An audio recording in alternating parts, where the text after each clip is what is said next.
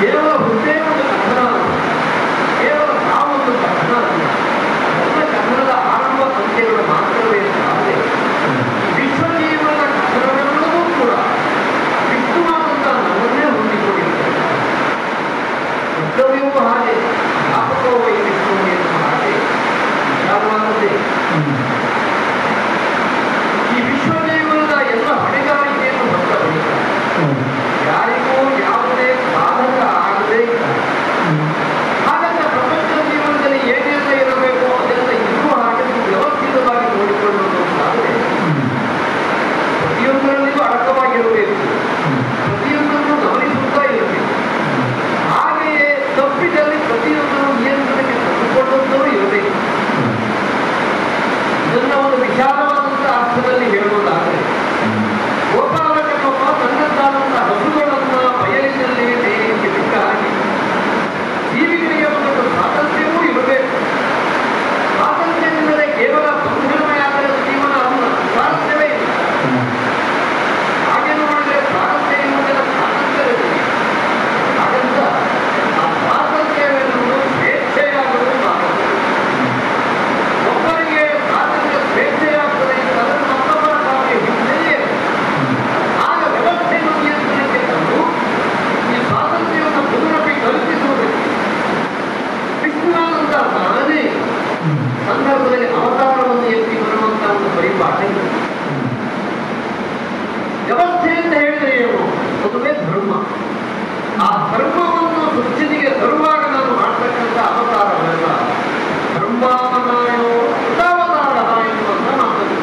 ಧರ್ಮ ಯಾವಾಗ ಅವನತಿಯನ್ನು ಹೊಂದುತ್ತದೆ, ಧರ್ಮ ಯಾವಾಗ ವಿಪತ್ತಿಯು ಸಿಗುತ್ತದೆ, ಆಗ ನಾನು ಅವತಾರವನ್ನು ಎತ್ತಿ ಬರ್ತೇನೆ.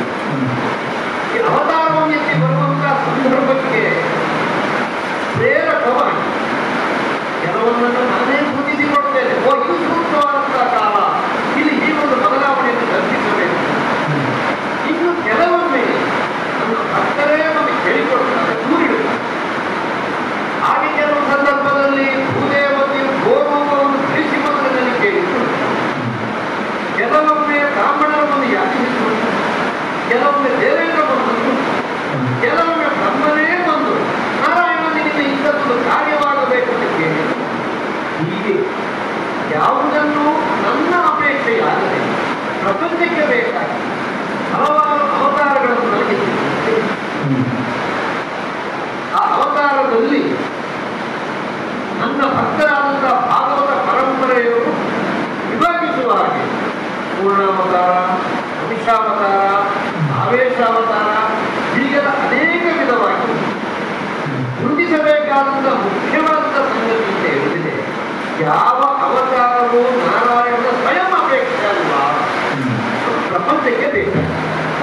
ಹಾಗಾದ್ರೆ ಪ್ರಪಂಚ ನಾರಾಯಣನಿಂದ ಏನನ್ನೋ ಬಯಸ್ತದೆ, ನಿರೀಕ್ಷೆ ಮಾಡ್ತದೆ ಅಂತಾದ್ರೆ ಆ ಕಾಲಕ್ಕೆ ಸರಿಯಾಗಿ ಅಲ್ಲಿ ಕಾಣಿಸಿಕೊಂಡು ಆ ನಾರಾಯಣ ಪಾತ್ರವನ್ನು ಹೀಗೆ ಅಂತ ಮಾಡಬೇಕಾಗುತ್ತೆ. ಯೋಚಿಸ್ತಾ ಇದ್ದೇನೆ, ಕರೆಯ ಗುರುಳರು ಹಿಂದಿನವರ ಆಗಲ್ಲ. ಇದೆ ಹಿರಣ್ಯಾಕ್ಷ, ಹಿರಣ್ಯಕಶಿಪು, ಒಂದು ಕೈಟಭ, ಆ ಕಾಲದ ದೈತ್ಯ ಸಂತತಿಯವರ ಸ್ವರೂಪವೇ ಬೇರೆ. ಅಲ್ಲಿಂದ ಮುಂದಕ್ಕೆ ರಾವಣನ ಘಟ್ಟಕ್ಕೆ ಒಂದು ಸ್ಥಳ, ಅಲ್ಲಿಂದಲೂ ಮತ್ತೆ ಬಂದ ಮೇಲೆ ಶಿಶುಪಾಲ ನಂದಭದ್ರಾದಿಗಳ ಕಾಲಕ್ಕೆ ಮತ್ತೊಂದು. ನೋಡ್ಲಿಕ್ಕೆಲ್ಲ ಮನುಷ್ಯರ ರಾಕ್ಷಸರಲ್ಲ, ಆದರೆ ಸ್ವಭಾವ ಮಾತ್ರ ದಾನವೀಯವಾಗುವುದು. ನನ್ನ ವಿರೋಧಿ ಪಾತ್ರಗಳಲ್ಲಿ ಬದಲಾವಣೆ ಉಂಟು, ವ್ಯವಸ್ಥೆಯಲ್ಲಿ ಕೂಡ ಬದಲಾವಣೆ ಇದೆ. ಇಂದಿನ ರಾಜ್ಯದವರು ಗೆಲ್ಲುತ್ತಿದ್ದ ಹಾಗೆ ಅವರ ಮೂಲಭೂತವಾದಂಥ ಕರ್ತವ್ಯ ಎನ್ನುವ ಯೋಜನೆಯನ್ನು ತೆಗೆದು ಸ್ವರ್ಗಕ್ಕೆ ಯಾವಾಗ ದಾಳಿ ಮಾಡುವುದು, ಆ ಸ್ವರ್ಗಕ್ಕೆ ದಾಳಿ ಮಾಡುವಂಥ ಲಕ್ಷ್ಯದಿಂದ ಕೆಳಗೆ ಬಂದು ಅವರಿರುವಲ್ಲಿಯೇ ಉಳಿದವರನ್ನು ಹಿಂದಿ ಸ್ವರ್ಗವನ್ನು ಕಲ್ಪಿಸಿಕೊಳ್ಳಿಕ್ಕೆ ಆರಂಭ ಮಾಡಿದರು. ಅವರದ್ದಾದಂಥ ಪಾತ್ರಗಳ ರಚನೆ ಹಾಗೂ ಸಂವಿಧಾನದಲ್ಲಿ ಮಾತ್ರವಲ್ಲ, ಈಗೀಗ ಬರುತ್ತಾ ಏನಾಗಿದೆ ಅಂತ ಕೇಳಿದರೆ ಆ ರೀತಿಯ ರಾಕ್ಷಸರೂ ಕೂಡ ಕಡಿಮೆ ಆಗ್ತಾ ಬಂದಿದ್ದಾರೆ. ಶಿಶುಪಾಲ ನಂದವರ್ಕಾದಿಗಳಂತಹ ರಾಕ್ಷಸರು ಈಗಿಲ್ಲ. ಈಗಿನವರ ಸ್ವರೂಪವೇ ಬೇರೆ. ಈಗಿನ ಕಾಲಕ್ಕೆ ಏನು ಅಂತ ಕೇಳಿದೆ, ಭಕ್ತಿರಸ ಪ್ರವಹಿಸಬೇಕಾದಂಥ ಘಟ್ಟ. ಇವರಷ್ಟಕ್ಕೆ ಇವರೇ ಸುಧಾರಿಸಿಕೊಳ್ಳಬೇಕು. ಇನ್ನೊಬ್ಬ ಗೋರ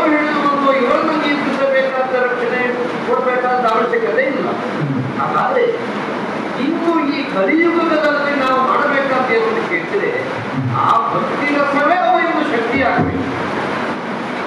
ಅವರ ಮನಸ್ಸಿಗೆ ಬೇಕಾದಂತ ಧೈರ್ಯಕ್ಕೆ ಒಂದು ನೆಲೆಯಾಗಬೇಕು. ಇಂತಹ ಒಂದು ನಿರ್ದಿಷ್ಟವಾದ ಸ್ಥಳಕ್ಕೆ ಹೋದರೆ ತಮ್ಮ ಬದುಕಿನಲ್ಲಿ ಬಂದಂತ ಆಪತ್ತು ನಿವಾರಣೆಯಾಗಿ ಅದು ತಾನಾಗಿ ಸುಸ್ಥಿತಿಗೆ ಬರುತ್ತದೆ ಎನ್ನುವಂತಹ ಭರವಸೆ ಅವರಿಗೆ ಆಗಬೇಕು. ಆದರೆ ಇನ್ನು ಮುಂದಣ ಅವತಾರದ ಒಂದು ಚೌಕಟ್ಟು ಹಾಗೂ ಅದರ ಸಂವಿಧಾನವನ್ನು ಬೇರೆಯೇ ಯೋಚಿಸ್ತಾ ಇದ್ದೇನೆ.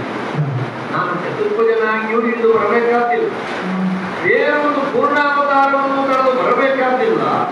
ನನ್ನ ಭಕ್ತರ ಮನಸ್ಸಿಗೆ, ಈ ಭಾಗವತ ಪರಂಪರೆಯವರ ಮನಸ್ಸಿಗೆ ಇದು ನಿಮ್ಮದ್ದಾದ ಶ್ರದ್ಧಾ ಕೇಂದ್ರ ಎನ್ನುವುದಾಗಿ ಒಂದು ಸ್ಥಳವನ್ನು ತೋರಿಸಿದರೆ ಸಾಕು. ಜೊತೆಗೆ ಅಲ್ಲಿ ನಾನು ಕಾಣಿಸಿಕೊಳ್ಳುವಾಗ ಅವರ ಮನಸ್ಸಿಗೆ ಮನೋಹರನಾಗಿಯೂ ಇರುವುದೊಳ್ಳೆಯದು.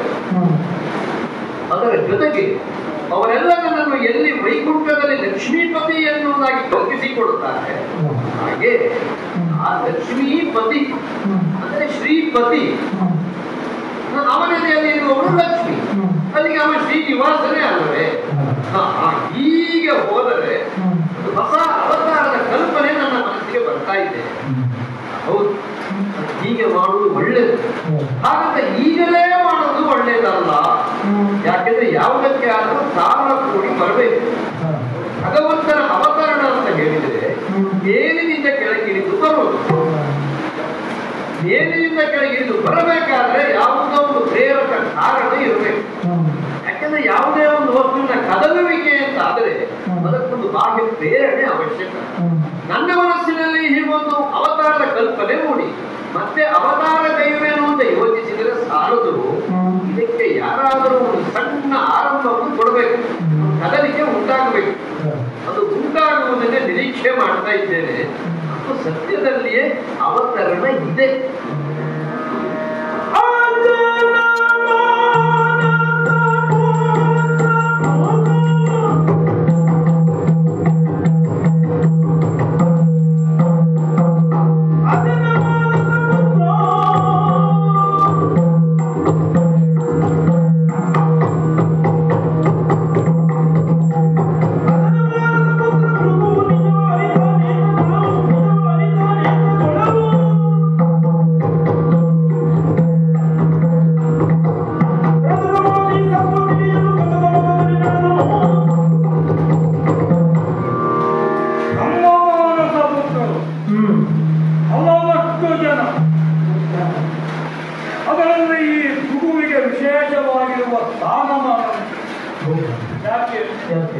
ಬ್ರಹ್ಮನ ಕೈ ಬೆರಳುಗಳಿಂದ ಹುಟ್ಟಿದವರಿದ್ದಾರೆ, ಬ್ರಹ್ಮನ ಆಕಳಿಕೆಯಿಂದ ಹುಟ್ಟಿದವರಿದ್ದಾರೆ, ಬ್ರಹ್ಮನ ಕಾಲಿನಿಂದ ಹುಟ್ಟಿದವರಿದ್ದಾರೆ.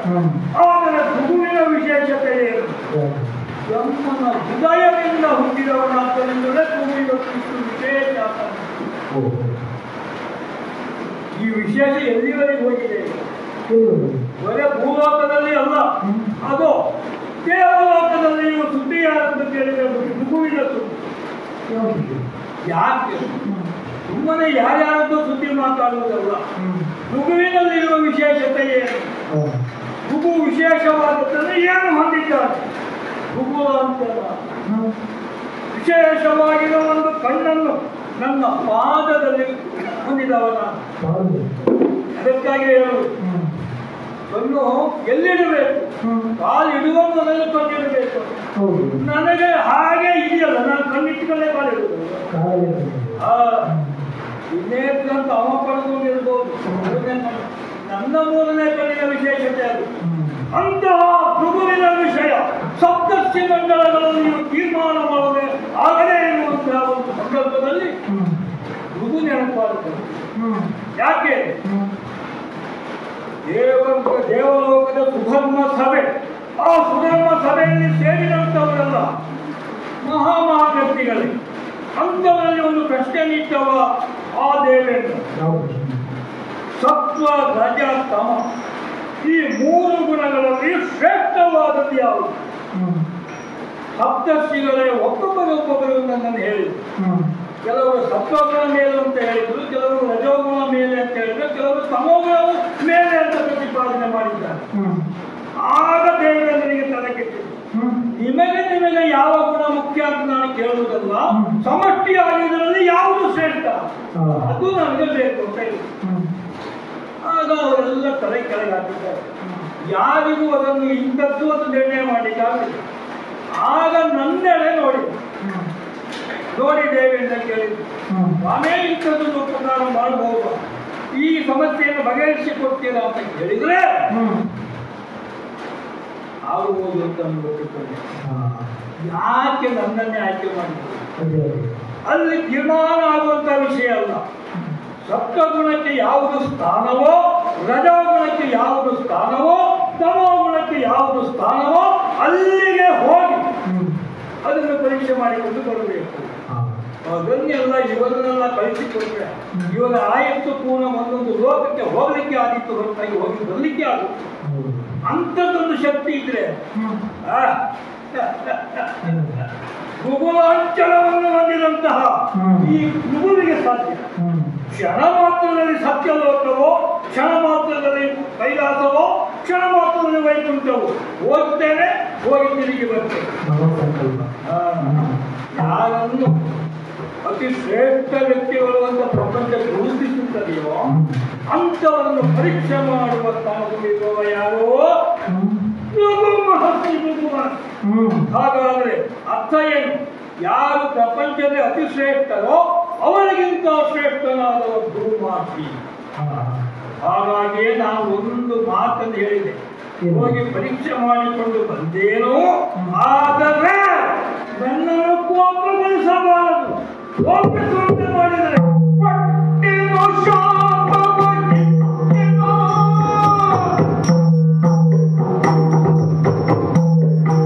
ಪಟ್ಟಿನೋ ಶಾಪವನ್ನಿತ್ತೇನೋ, ತಾಪವ ಬಿಟ್ಟು ಬಿಡುವೆನೇನೋ, ತಾಪವ ಬಿಟ್ಟು ಬಿಡುವೆನೇನೋ.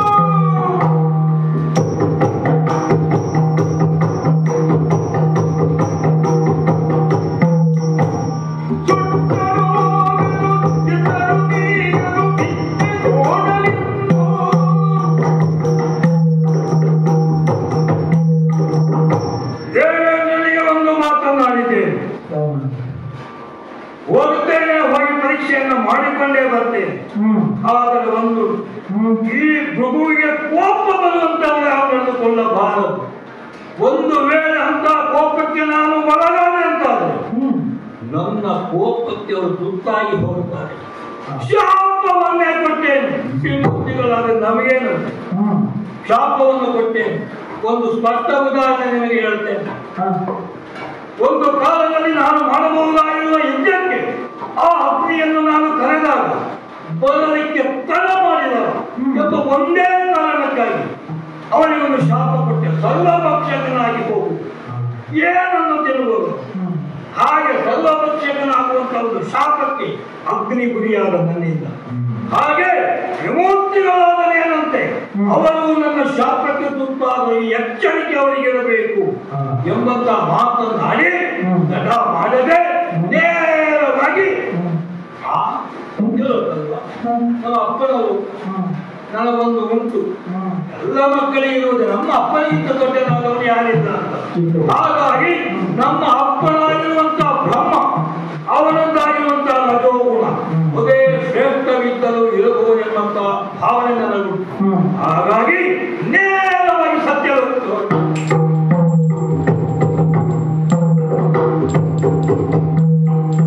ಸತ್ಯಲೋಕವನ್ನು ಬಂದು ನೋಡ್ತಾ ಇದ್ದೇನೆ.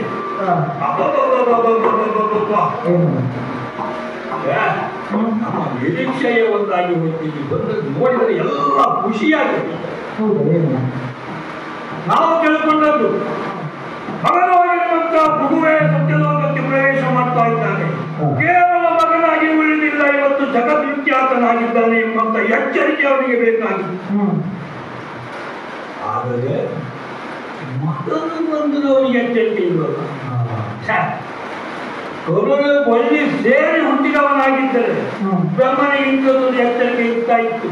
ಇವ ಕರುಳು ಬಳ್ಳಿಯನ್ನು ಸೇರಿ ಹುಟ್ಟಿದವ ಅಲ್ಲ, ಇವ ಕೇವಲ ಕಮಲದ ನಳಿನ ಆ ನಾಳದಲ್ಲಿ ಹುಟ್ಟಿದವ. ಹಾಗಾಗಿ ಇವನಿಗೆ ಮಗನೆಂಬ ಮಾಡುತ್ತಾ ಇರುವ ಕಾರ್ಯ ಏನು?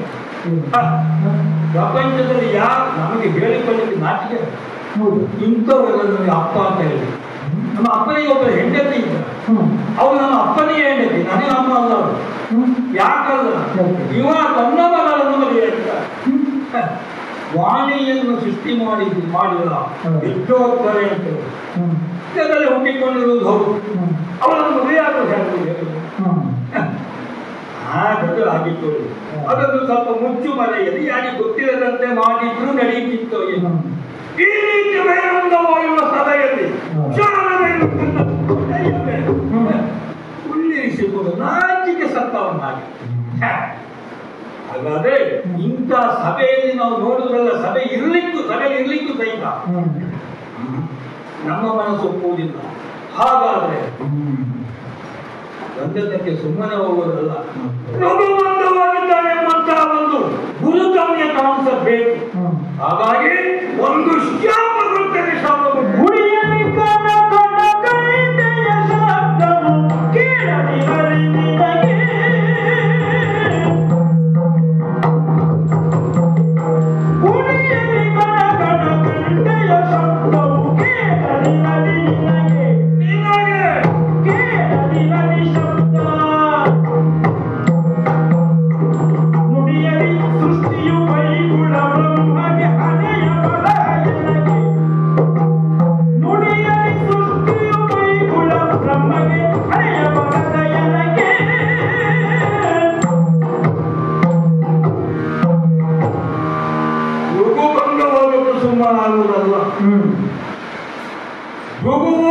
ಭುಗುವಿನ ಕೋಪಕ್ಕೆ ತುತ್ತಾದ್ರೆ ಏನಾಗ್ತದೆ? ಅವರು ಹರಿಹರ ಬ್ರಹ್ಮಾದಿಗಳೇ ಆಗಿರಲಿ, ಅವರಿಗೆ ಒಂದು ದೋಷ ತಪ್ಪಿದ್ದಲ್ಲ ಅಂತ ಗೊತ್ತಾಗುತ್ತೆ. ಹಾಗಾಗಿ ಒಂದು ಶಾಪವನ್ನು ಕೊಡ್ತಾ ಇದ್ದೆ. ಏನು ಶಾಪ? ಯಾವ ಕಾರಣದಲ್ಲಿಯೂ ಸಹಿತ ಈ ಬ್ರಹ್ಮನಿಗೆ ಒಂದು ಗುಡಿ ಕಟ್ಟುವವರು ಇರಬಾರದು. ಇದುವರೆಗೆ ಬ್ರಹ್ಮನಿಗೆ ಗುಡಿ ಕಟ್ಟಿದವರು ಇದ್ರೆ ಆ ಗುಡಿಯೆಲ್ಲ ಬಿಟ್ಟೇ ಹೋಗುದು. ಇನ್ನು ಮುಂದೆ ಬ್ರಹ್ಮನಿಗೆ ಗುಡಿಯೇ ಇಲ್ಲ. ಗುಡಿ ಇಲ್ಲ ಮಾತ್ರ ಅಲ್ಲ, ಬ್ರಹ್ಮನಿಗೆ ಪೂಜೆಯೇ ಇಲ್ಲ. ಬ್ರಹ್ಮನಿಗೆ ಪೂಜೆ ಮಾಡುತ್ತಿದ್ರೆ ಒಂದು ಕಲ್ಲಿಗೆ ಮಾಡಿದ್ರು ಆಗಿ, ಕಲ್ಲಿಟ್ಟುಕೊಂಡಷ್ಟು ಬ್ರಹ್ಮ ಅಂತ ಪೂಜೆ ಮಾಡಿದ್ರು ಆಗಿ. ಮಾತ್ರ ಅಲ್ಲ, ಇವ ಸೃಷ್ಟಿಕರ್ತನಾಗಿರುವಂತಹ ಇವನೇ ಇಂಥ ಹೇಯವಾಗಿರುವ ಕೃತ್ಯದಲ್ಲಿ ತೊಡಗಿದ್ದಾನೆ ಅಂತ ಅಂದ್ರೆ ನಾಳೆ ಇವರಿಗೆ ಪ್ರಪಂಚದ ಜನರೆಲ್ಲರೂ ಸಹಿತ ಬಾಯಿಗೆ ಬಂದಾಗಿ ಬಳಿಬೇಕು. ಯಾವ ರೀತಿ? ಯಾವುದೇ ಕೆಟ್ಟದ್ದೊಂದಾಗಲು ಅದಕ್ಕೆ ಹೇಳೋದು ಎಲ್ಲ ಬ್ರಹ್ಮನ ಕೆಲಸ, ನನ್ನ ಹಣೆಯಲ್ಲಿ ಹೀಗೆ ಬರದ, ಆದ್ದರಿಂದ ಬ್ರಹ್ಮ ಕೆಟ್ಟವ ಅಂತಲೇ ಹೇಳುದು. ಒಂದು ಕಲ್ಲು ಎಡಗಿಯೂ ಸಹಿತ ಆ ಬ್ರಹ್ಮನೇ ಹೇಗೆ ಮಾಡಿದ್ದಾರೆ ಅಂತ ಹೇಳುದು. ಇನ್ನು ಒಳ್ಳೆಯದಾಯ್ತು, ಪ್ರಪಂಚದಲ್ಲಿ ಯಾವ ಕಷ್ಟವೂ ಇಲ್ಲ. ಆಗ ಬ್ರಹ್ಮನ ಸುದ್ದಿ ಇದೆ. ಬ್ರಹ್ಮ ನನಗೆ ಇಷ್ಟೆಲ್ಲ ಒಳ್ಳೆಯದನ್ನು ಮಾಡಿದ್ದಾನೆ, ನಾನು ಯಾರು ಹೇಳುವುದಿದ್ರೆ ಕಷ್ಟವನ್ನು ಏನು ಪಟ್ಟರೋ ಅದು ಬ್ರಹ್ಮ ಅಂತ ಹೇಳುದು. ಹಾಗೆ ಅಂತ ಒಂದು ಘನತರವಾಗಿರುವ ಶಾಪ ಮಾಡಿಕೊಳ್ಳಿ. ಇನ್ನೊಬ್ಬ ಇದ್ದ ನನಗೆ ಆ ದೇವೇಂದ್ರ ಹೇಳಿದ್ದ ಹಾಗೆ ವಾಗೀಶನೆಡೆಗೆ, ಆಮೇಲೆ ಕೈಲಾಸಪತಿ ಹರಿಯನ್ನು ಪರೀಕ್ಷಿಸುತ್ತ ಆ ವಾಗೀಶನನ್ನು ಪರೀಕ್ಷಿಸಿದ್ದಾಯಿತು. ಕೈಲಾಸಪತಿ ಹರಿ ಅಂತಲ್ಲ, ಕೈಲಾಸಪತಿ ಹರನೆ, ಕೈಲಾಸಪತಿ ಹಾಗೂ ಹರಿ ಅವರನ್ನು ನೀನು ಪರೀಕ್ಷಿಸುತ್ತ ಅಂತ ಹೇಳಿದ್ದಾರೆ. ಹಾಗಾದ್ರೆ ಇವನ ಕಥೆ ಮುಗಿದ ಮೇಲೆ ಇನ್ನೂ ನೇರವಾಗಿ ಇನ್ನೇನು ಹಾಕುತ್ತೇನೆ.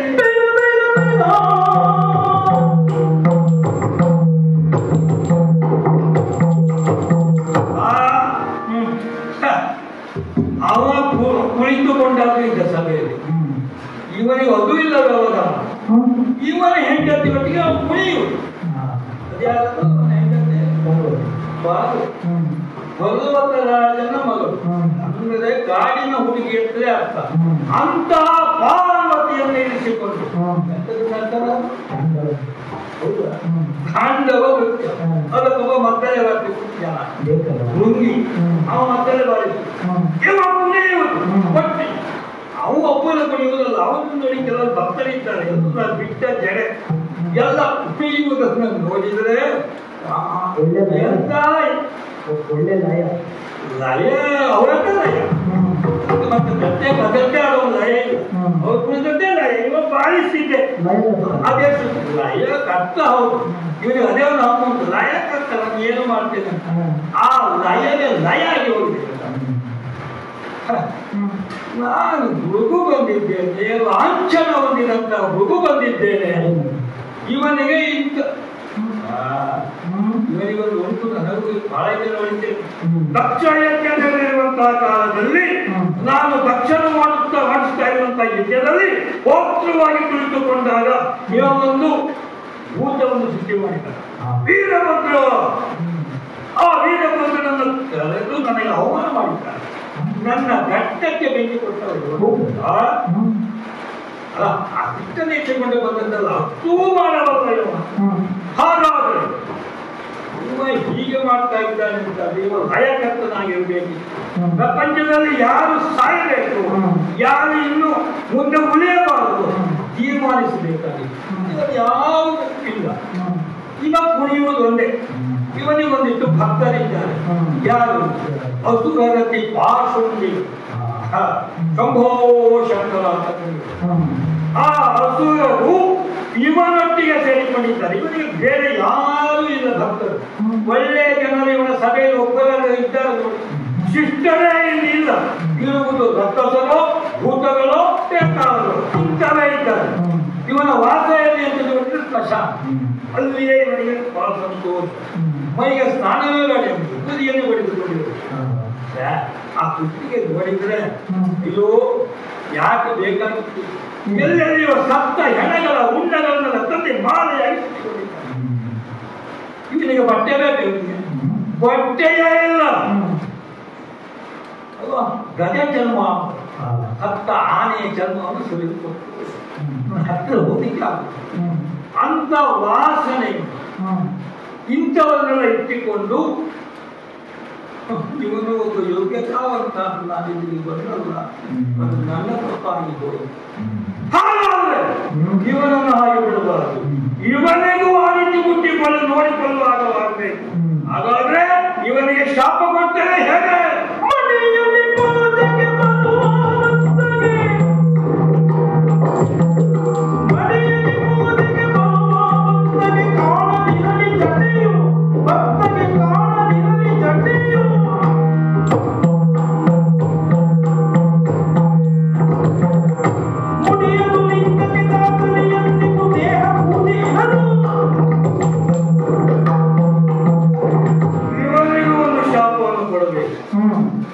ಶಿವನಿಗೆ ಇದುವರೆಗೂ ಪ್ರತ್ಯಕ್ಷ ಶಿವನಿಗೆ ಪೂಜೆ ಇತ್ತು ಆದರೆ ಇವತ್ತು ಭೃಗು ಶಾಪ ಪಟ್ಟ ಆ ಭಕ್ತಿನಿಂದ ಈ ಈಶ್ವರನಿಗೆ ಪೂಜೆ ಇಲ್ಲ ಪ್ರತ್ಯಕ್ಷ ಈಶ್ವರನಿಗೆ ಪೂಜೆ ಇಲ್ಲ ಯಾರೇ ಈಶ್ವರನನ್ನು ಕಾಣಬೇಕು ಅಂತ ಹೇಳಿ ಈಶ್ವರ ಮೂರ್ತಿಯನ್ನು ಮಾಡಿಕೊಂಡು ದೇವಸ್ಥಾನ ಎತ್ತಿಕೊಂಡಿದ್ದಾರೆ ಆ ದೇವಸ್ಥಾನ ಹಾಕಿ ಹೋಗ್ತದೆ ಈಶ್ವರನ ಮೂರ್ತಿ ಇರುವುದಿದ್ರೆ ಎಲ್ಲಿ ಹೊರಗಡೆ ಎಲ್ಲಿಯೋ ಸಮುದ್ರದ ತಡೆಯಲ್ಲಿಯೋ ಯಾವುದೋ ಕೆರೆಯ ತಡೆಯಲ್ಲಿಯೋ ನದಿಯ ತಡೆಯಲ್ಲಿಯೋ ಒಂದು ಅನ್ನಕ್ಕಾಗಿ ಆ ಈಶ್ವರನ ಮೂರ್ತಿಯನ್ನು ಇಡಬಹುದು ಹೊರತಾಗಿ ಪೂಜೆಗಾಗಿ ಈಶ್ವರನ ಮೂರ್ತಿ ಇಲ್ಲ ಅದು ಒಂದು ಇವತ್ತು ಮೂರ್ತಿಗಳಲ್ಲಿ ಒಬ್ಬ ಪೂಜೆ ಬೇಕಲ್ಲ ಬೇಕು ಅಂತಾದ್ರೆ ಹೇಗೆ ಇವನ ಲಿಂಗ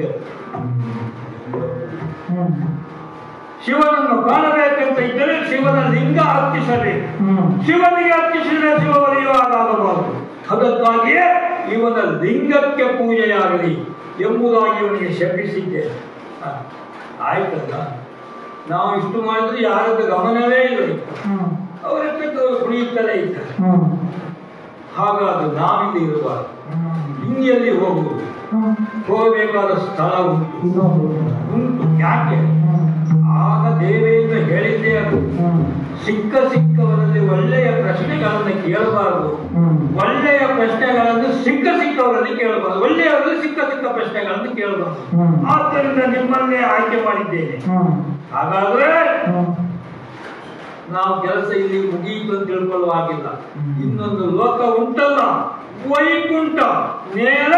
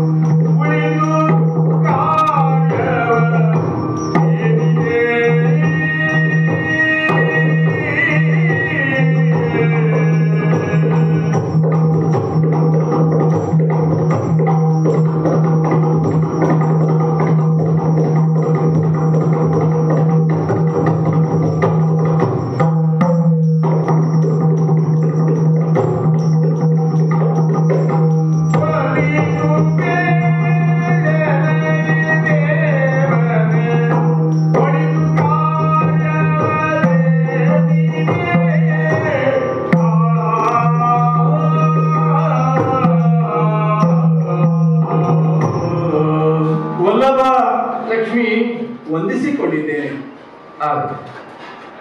ಹೆಣ್ಣಾದವಳಿಗೆ ಸಹಜವಾದಂತಹ ಒಂದು ಅಪವಾದ ಇದೆ.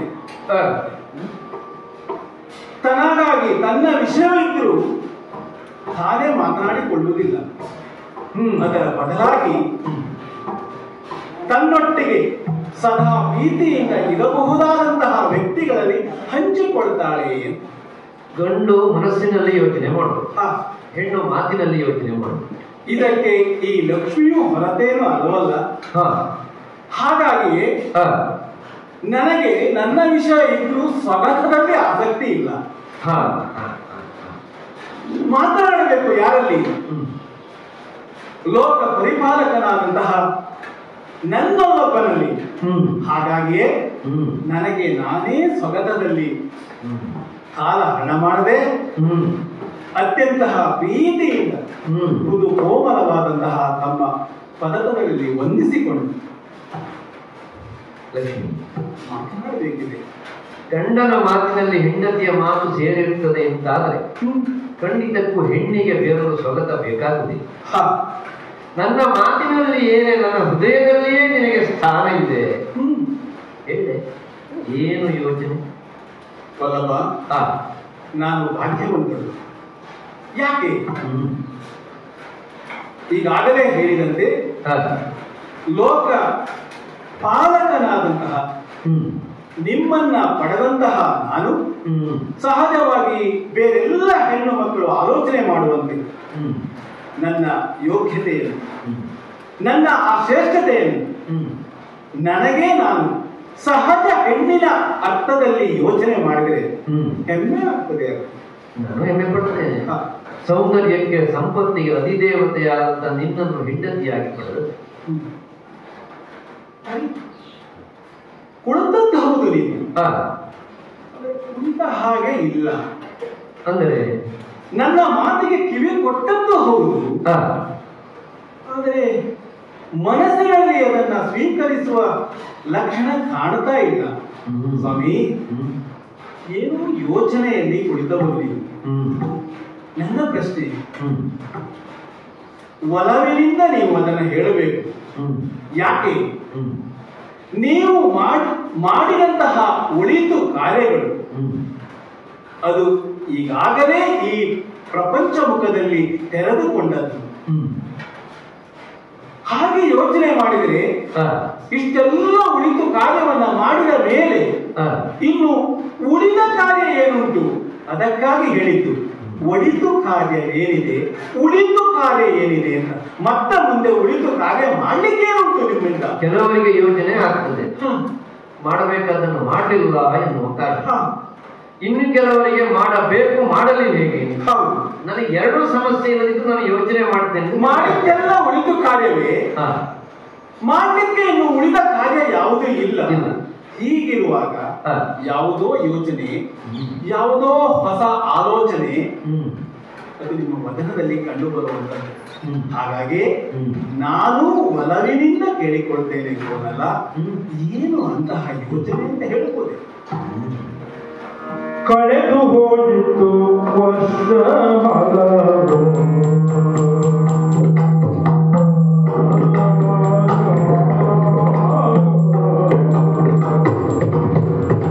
ಕಳೆದು ಹೋಗಿತ್ತು ವರ್ಷ ಹಲವು, ಕಳೆದು ಹೋಗಿತ್ತು ವರ್ಷ ಹಲವು, ಬೆಳೆದು ನಿಂತಿದೆ ಗಿಳಿಯ ಕೊಳೆಯು, ಬೆಳೆದು ನಿಂತಿದೆ ಗಿಳಿಯ ಕೊಳೆಯು.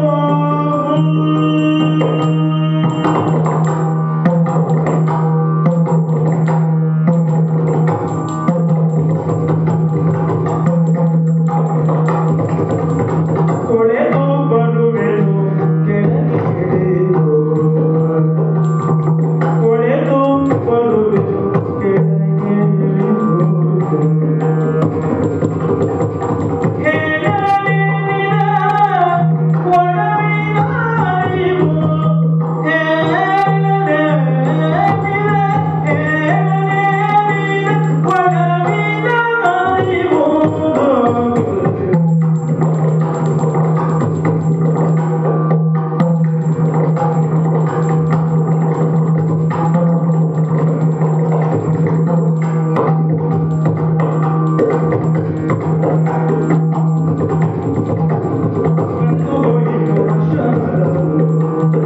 ಬೆಳೆದು ನಿಂತಿದೆ ಕೊಳೆಯು, ಕೊಳೆದು ಬರುವೆನು ಕೆಳಗಿಳಿದು, ಹೇಳಲೇನಿದೆ ಒಲವಿನ ಅರಿವು.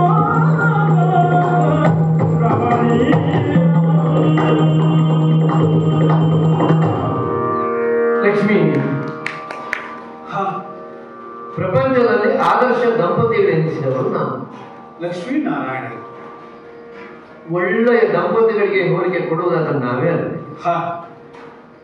ಮದುವೆ ಆಗುವವರಿಗೆ ಸೂಚಿಸುವಂತಹ ಹೋಲಿಕೆಯು ನಮ್ಮದೇ. ಯಾಕೆ ಹೇಳುವುದು? ನಮ್ಮ ಅಂತಹ ಸಂಯೋಗ. ನೋಡು, ನಾನು ಏನನ್ನೋ ಹೊರಗಡೆಯಲ್ಲಿ ತೋರಿಸದೇ ಇದ್ದು ನನ್ನ ಒಲವನ್ನು ನೀನು ಕಂಡುಕೊಂಡು ನನ್ನ ಮುಖದಲ್ಲಿ ನಿನಗೆ ಮಾತ್ರ ಸಾಧ್ಯವಾಗುತ್ತದೆ. ಯಾಕೆಂದ್ರೆ ಹೆಂಡತಿಗೆ ಮಾತ್ರವೇ ಗಂಡನ ಅಂತರಂಗ ಹಾಗೂ ಬಹಿರಂಗವು ಅರ್ಥ ಆಗುವುದು. ಲಕ್ಷ್ಮಿ, ಏನು ನಾರಾಯಣನಿಗೆ ಯೋಚನೆಯೇ ಇಲ್ಲ ಅಂತ ಮಾಡಿದ್ರು. ಬೇರೆ ಯಾರಿಗೋ ಆದರೆ ಲಕ್ಷ್ಮಿ ಕಟಾಕ್ಷ, ಲಕ್ಷ್ಮಿ ಅನುಗ್ರಹ ಸಿಕ್ಕಿದ್ರೆ ಸಾಕು, ಮತ್ತೆ ಬೇರೆ ಯೋಚನೆ ಇರುವುದಿಲ್ಲ. ಲಕ್ಷ್ಮಿ, ಯೋಚನೆ ಸರಿಯಾದದ್ದೇ, ಆದರೆ ಇಂದಿನ ಯೋಚನೆ ಬೇರೆ ಯಾವುದೋ ರೀತಿ ಇದೆ ಅನ್ನುವಂತಹ ಪ್ರಶ್ನೆ ನನ್ನದು. ಒಂದು ಮನುಷ್ಯನ ದೇಹವನ್ನೇನೇ ಯೋಚನೆ ಕಲ್ಪಿಸಿ, ಕೈಗೆ ಕೈ ಕೆಲಸವನ್ನು ಮಾಡಿದ್ರೆ ಕಾಲಿನ ಕೆಲಸವನ್ನು ಮಾಡಬೇಕಾಗಿಲ್ಲ, ಕಾಲು ಅದರ ಕಾರ್ಯವನ್ನು ಮಾಡಿದ್ರೆ ಆಯ್ತು. ಆದರೆ ಸಮಷ್ಟಿಯಲ್ಲಿರುವಂತಹ ಮನಸ್ಸಿಗೆ ಅದು ಎಲ್ಲ ಕಾರ್ಯವನ್ನು ಅದು ಸೂಚಿಸಬೇಕು, ಮಾಡಬೇಕು. ಒಂದು ಆ ಅರ್ಥದಲ್ಲಿ ನೋಡಿದ್ರೆ ಮನಸ್ಸಿಗೆ ಕೆಲಸ ಹೆಚ್ಚು. ಇಡೀ ವಿಶ್ವವೇ ನನ್ನ ನಿಯಂತ್ರಣದಲ್ಲಿದೆ, ನಾನು ಪಾಲನಾಕರ್ತೃ ಅಂತ ಆಗುವಾಗ ಎಲ್ಲ ಹೊಣೆಗಾರಿಕೆಯು ನನ್ನ ಮೇಲೆ ಇರುವಾಗ ನಾನು ಸುಮ್ಮನೆ ಲಕ್ಷ್ಮಿ ಕಾಲದ ತಾಳೆ ಅಂತ ವಿಶ್ರಾಂತಿ ತೆಗೆದುಕೊಂಡ್ರೆ ಆಗ್ತದೆ. ನನ್ನ ದೇಹ ಇಲ್ಲಿದ್ದರೂ ಮನಸ್ಸು ಈ ಪ್ರಪಂಚವನ್ನೇ ಯೋಚನೆ ಮಾಡ್ತಾ ಇರ್ತದೆ. ಹಾಗಾದರೆ ನಾನು ಊಹಿಸಿದಂತೆ ಯಾವುದೊಂದು ಹೊಸ ಯೋಚನೆ ಇದೆ. ಅದರ ಜೊತೆಗೆ ಮತ್ತೊಂದು, ಯಾವತ್ತು ಮನೆಯ ಯಜಮಾನನ ಮನಸ್ಸು ಇದೆಯಲ್ಲ ಅದು ಸದಾ ಚಿಂತನೆಯಲ್ಲೇ ಇರ್ತದೆ. ಕಷ್ಟದ ಕೆಲಸ ಅಂತಂದ್ರೆ ಮನೆಯ ಯಜಮಾನ, ಉಳಿದ ಯಾವ ಪಾತ್ರವಾದ್ರೂ ಅಡ್ಡಿಲ್ಲ, ತಮ್ಮನೋ ತಂಗಿಯೋ ಮತ್ತೊಂದು ಮಗನೋ. ಯಾಕೆ? ಯಜಮಾನನ ಮನಸ್ಸಿಗೆ ವಿಶ್ರಾಂತಿ ಎನ್ನುವುದೇ ಇರುವುದಿಲ್ಲ. ಸದಾ ತನ್ನ ಕರ್ತವ್ಯದ ಕುರಿತಾಗಿ ಯೋಚನೆ ಮಾಡೋದು. ಉಳಿದ ಎಲ್ಲರ ಯೋಗಕ್ಷೇಮ ಅವನಿಗೆ ಸೇರಿಸುತ್ತಾನೆ. ಇಡೀ ವಿಶ್ವಕ್ಕೆ ಯಜಮಾನಿಯಾಗಿ ನಾನೇ ಅಲ್ಲ. ಹಾಗಿರುವಾಗ ನಾನು ಸದಾ ಚಿಂತನೆಯಲ್ಲಿ ತೊಡಗಿಸಿಕೊಳ್ಳಬೇಕು ತಾನೆ. ಆದ್ದರಿಂದಲೇ ಯಾವುದೋ ಚಿಂತನೆಯಲ್ಲಿ ನನ್ನನ್ನು ತೊಡಗಿಸಿಕೊಳ್ತಾ ಇದ್ದೆ. ನೀನು ಕೇಳಿದೆಯಲ್ಲ, ಯೋಚಿಸಲು ಏನಿದೆ, ಕಾರ್ಯವೆಲ್ಲವೂ ಮಾಡಿ ಮುಗಿಸಿಯಾಗಿದೆ. ಎಲ್ಲಿ ಉಂಟೆ ಅದು? ಎಲ್ಲಿಯಾದರೂ ನಾವು ಮಾಡಬೇಕಾದ ಕಾರ್ಯವನ್ನೆಲ್ಲ ಮುಗಿಸಿ ಆಯ್ತು ಅಂತ ಉಂಟೇನೆ. ವಿಶ್ವಜೀವನವೆನ್ನುವುದು ನಿರಂತರವಾದ ಒಂದು ಪ್ರಕ್ರಿಯೆ. ನಿನ್ನೆ ಇದ್ದ ಹಾಗೆ ಇವತ್ತಿರುವುದಿಲ್ಲ, ಇವತ್ತಿನ ಹಾಗೆ ನಾಳೆ ಇರುವುದಿಲ್ಲ. ಅದಕ್ಕೆ ಹೀಗೆ ಇದ್ದು ಮಾರ್ಗದರ್ಶನ ಕೊಟ್ಟರೆ ಒಮ್ಮೆ ಏನೊಂದು ಕೇಳಿ, ನಿನ್ನೆಯವರೆಗಿನ ಕೆಲಸ ಕಾರ್ಯಗಳನ್ನು ಮಾಡಿ ಮುಗಿಸಿ ಆಯ್ತು. ಇಂದಿಗೇನು ಯೋಚನೆ ಮಾಡಬೇಕು. ಇಂದಿಗೂ ನಿನ್ನೆ ವ್ಯವಸ್ಥೆ ಮಾಡಿ ಇಟ್ಟಾಗಿದೆ ಅಂತ ಮತ್ತೆ ನಾಳೆಗೆ ಏನು ಅಂತ ಯೋಚನೆ ಮಾಡಬೇಕು. ಅಂತದ್ದು ಏನಿದೆ ಅಂತ ಲಕ್ಷ್ಮಿ, ನಾವು ಒಂದು ಉದ್ದೇಶಿತವಾದಂತಹ ಕಾರ್ಯವನ್ನು ಎಸಗಲಿಕ್ಕೆ ಪ್ರಯತ್ನ ಮಾಡ್ತೇವೆ. ನಮಗೆ ಬೇಕಾದಂತಹ ಯಾವುದೊಂದು ಹೂವಿನ ಗಿಡವನ್ನು ಬೆಳೆಸ್ತಾ ಇರ್ತೇವೆ. ಹೂವಿನ ಗಿಡ ಮಾತ್ರವೇ ಬೆಳೆಯುತ್ತದೆಯೋ? ಇಲ್ಲ. ಪ್ರಕೃತಿ ಸಹಜವಾಗಿ ಅಲ್ಲಿ ಕೆಲವು ಕಳೆಗಳು ಹುಟ್ಟಿಕೊಡುತ್ತದೆ. ಪಾಲನಾಕರ್ತೃವಾದವನು ಹೂವಿನ ಗಿಡವನ್ನು ಬೆಳೆಸುವುದರ ಜೊತೆಗೆ ಆ ಕಳೆಯನ್ನು ಕೀಳುವುದರ ಕುರಿತಾಗಿ ಯೋಚನೆ ಮಾಡಬೇಕು. ಅಲ್ಲ, ಹೂವಿನ ಗಿಡದ ಸಾಂಗತ್ಯ ಸದಾ ಸಿಗಬೇಕು ಅಂತಂದ್ರೆ ಇಂತಹ ಕೆಲಸವನ್ನು ಮಾಡ್ತಾನೇ ಇರಬೇಕು. ಯಾವುದೋ ಒಂದು ವೇದಿಕೆಯನ್ನು ಸಿದ್ಧಪಡಿಸ್ತೇವೆ, ಬೇಕಾದ್ರೆ ಒಂದು ಭವನ ಅಂತ ಹೇಳೋಣ.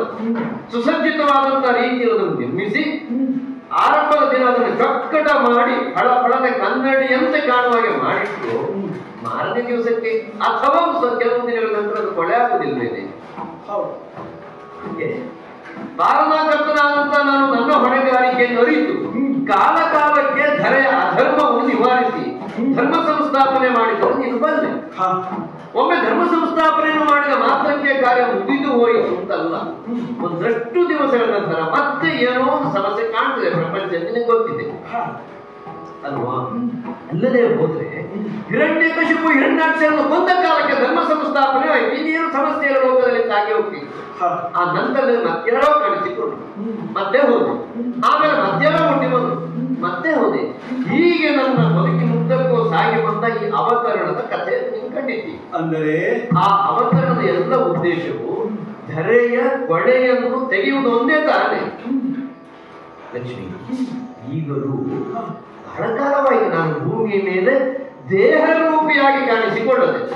ಯೋಚನೆ ಮಾಡು, ರಾಮಾವತಾರ ಸುದೀರ್ಘವಾದದ್ದು, 10,000 ವರ್ಷಗಳಷ್ಟು ಸುದೀರ್ಘವಾಗಿ ಭೂಮಿಯ ಮೇಲೆ ವ್ಯಾಪಿಸಿಕೊಂಡದ್ದು. ಆ ನಂತರದಲ್ಲಿ ನಾನು ಕಳೆದದ್ದು ಕೃಷ್ಣಾವತಾರವನ್ನು. ಕೃಷ್ಣನಾಗಿ ಯೋಗಕ್ಷೇಮಂ ವಹಾಮ್ಯಂ ಎನ್ನುವುದನ್ನು ಹೇಳಿ ಧರ್ಮ ಸಂಸ್ಥಾಪನೆಯನ್ನು ಮಾಡಿ ಬಂದೆ. ಬಹಳ ಕಾಲ ಆಯ್ತಲ್ವೇ, ಬಹಳ ವರ್ಷಗಳಾದ ಮೇಲೆ ನಾವು ಸ್ಥಾಪಿಸಿದಂತಹ ಆ ಧರ್ಮ ಈಗ ಸ್ವಲ್ಪ ಸ್ವಲ್ಪ ಸ್ವಲ್ಪ ಕುಸಿಯುತ್ತಾ ಇರ್ತದೆ. ಆ ಕಾಲದಲ್ಲಿ ಧಾರ್ಮಿಕರಾಗಿ ಕೃಷ್ಣನ ಕಾಲದಲ್ಲಿ ನಾವು ನಮಗೆ ಬೇಕಾದಂತಹ ಸ್ವಾತಂತ್ರ್ಯವನ್ನು ಧೈರ್ಯವನ್ನು ಪಡೆಕೊಂಡೆವು ಎನ್ನುವುದಾಗಿ ಭಾವಿಸಿದಂತ ಭಾಗವತ ಪರಂಪರೆ ಇವತ್ತು ಸ್ವಲ್ಪ ಕಂಪಿಸ್ತಾ ಇದೆ. ಅವರಿಗೆ ಶ್ರದ್ಧಾ ಕೇಂದ್ರ ಬೇರೆ ಬೇಕಾಗಿದೆ. ಹೀಗೆಲ್ಲ ಯೋಚನೆ ಮಾಡುವ ಸಂದರ್ಭ ಇದೆ. ಅಂದರೆ ಭಗವಂತನಾದಂತಹ ನಾನು ಆಗಾಗ ದೇಹ ರೂಪಿಯಾಗಿ ಅಲ್ಲಿ ಕಾಣಿಸಿಕೊಳ್ಳದೇ ಇದ್ದೆ, ಅಲ್ಲಿ ಪಡೆದೊಡೆಯುವರು ಯಾರು ಹೇಳ್ತಾರೆ, ಎಲ್ಲಿ ಬಹಳ ಮಲಿನವಾಗಿದೆ, ಇವರೆಲ್ಲಿ ಹೋದ್ರು ಅಂತ. ಹಾಗೆ ವಿಚಾರಿಸದೇ ಇರುವಂತಹ ಸಂದರ್ಭ ಬರಬೇಕು ಅಂತಾದ್ರೆ ಮುಂದಿನ ಕಾರ್ಯಯೋಗವನ್ನು ನಾನೇ ಮುಂಚಿತವಾಗಿ ಅರ್ಥ ಮಾಡಿಕೊಂಡು ಈಗ ಹೋದ್ರೆ ಸರಿ ಆಗ್ತದೇನೋ ಎನ್ನುವಂತ ಯೋಚನೆ ತಳ್ಕೊಳ್ಬೇಕಲ್ಲ. ಹಾಗಾಗಿ ಬಹಳ ಕಾಲ ಆಯ್ತು, ಧರೆಯನ್ನು ಕೊಳೆಯಾಗ್ತಾ ಇದೆ. ಆ ಕೊಳೆಯನ್ನು ತೊಳೆಯುವ ಸಲುವಾಗಿ ಇಳಿದು ಹೋದ್ರೆ ಒಳ್ಳೆಯದು ಅಂತ ಯೋಚಿಸ್ತಾ ಇದೆ.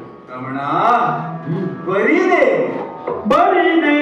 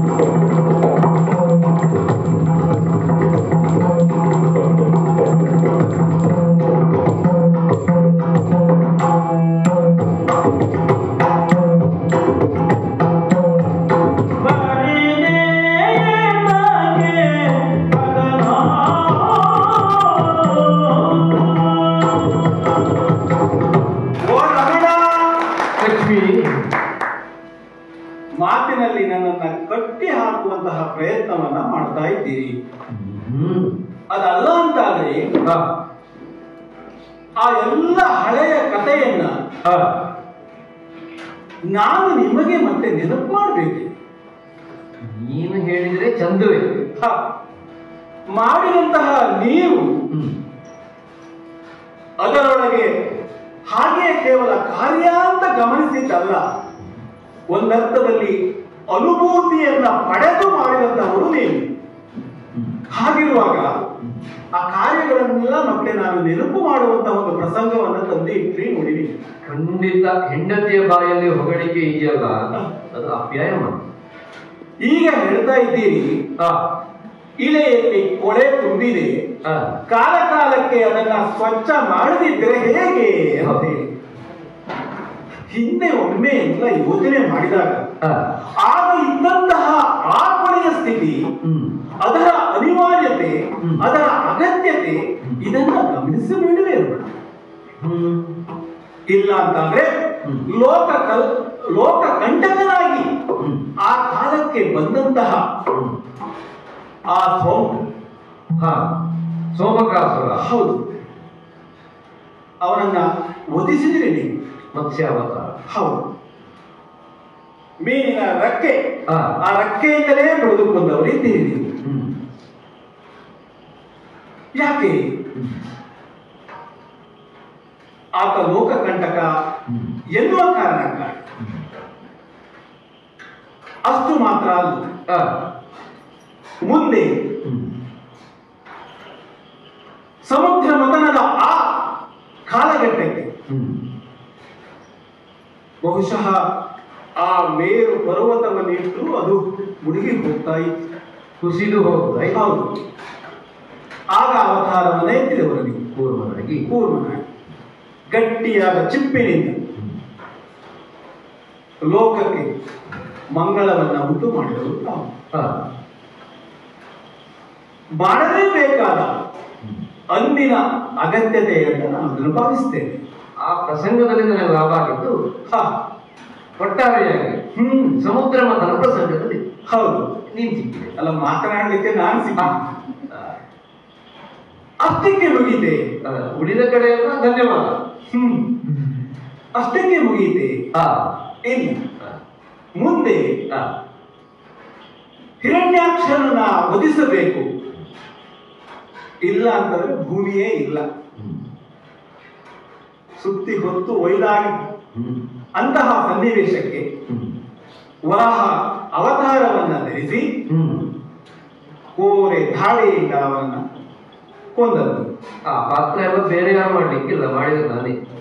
ವರಾಹ ಮಾತ್ರ ಅಲ್ಲ, ಭಕ್ತ ವತ್ಸಲನಾಗಿರುವಂತಹ ಆ ಪ್ರಹ್ಲಾದ ತನ್ನ ಮುಗ್ಧ ಭಾವದಿಂದ ಬದಿಸುವಾಗ ನೀವು ಮಾಡಿದ್ದೊಂದು ವೇಷ ಉಂಟಲ್ಲ, ಅದು ಯಾವ ವೇಷ ಅಂತ ಹೇಳಿಯೂ ಗೊತ್ತಾಗುವಂತದ್ದಲ್ಲ. ಪ್ರಾಣಿ ಹೌದು, ಮನುಷ್ಯ ಹೌದು, ನರಸಿಂಹ ಅಂತಹ ವೇಷ ಹಿರಣ್ಯಕಶಿಪುವನ್ನ ವಧಿಸಿದೆ. ಆ ಕಾಲಘಟ್ಟಕ್ಕೆ ನಿಮ್ಮ ಬಳಿ ಯಾರೂ ಬರುವಂತಹ ಸ್ಥಿತಿಯೇ ಇಲ್ಲ, ಅಷ್ಟು ಭಯಭೀತರಾಗಿರ್ತಕ್ಕಂತಹ ಆ ವೇಷ. ಹೆಂಡತಿಗೆ ಹೆದರಿಕೆ ಆಗೋತ್ತು. ಹೌದು, ಬರಸೆಳೆದು ನನ್ನನ್ನ ತೊಡೆಯ ಮೇಲೆ ಕೂರಿಸಿಕೊಂಡವರು ನೀವು. ಸಿಟ್ಟಿನಲ್ಲಿ ಗಂಡ ಬಾ ಹತ್ತಿರ ಅಂತ ಹೇಳಿ ಬರುತ್ತೇನೆ ಸಕಲ. ಹೌದು. ಆಗ ಇದನ್ನ ನೋಡಿದ ಅನೇಕರು ಇದೊಂದು ಅವತಾರವೇ ಹೌದು ಅಂತ ಒಪ್ಪಿಕೊಂಡದ್ದು. ರಮಣ, ಯಾಕೆ ಇದನ್ನ ನೆನಪು ಮಾಡಿದೆ ಹೇಳುವುದಿದ್ರೆ ಇನ್ನೂ ಉಂಟಲ್ಲ, ಉಂಟೆ. ಪಾದ ಮೂರಲಿ ಜಗವನ್ನಡೆದಿಯೇ ಕುಬ್ಜವಾಹನ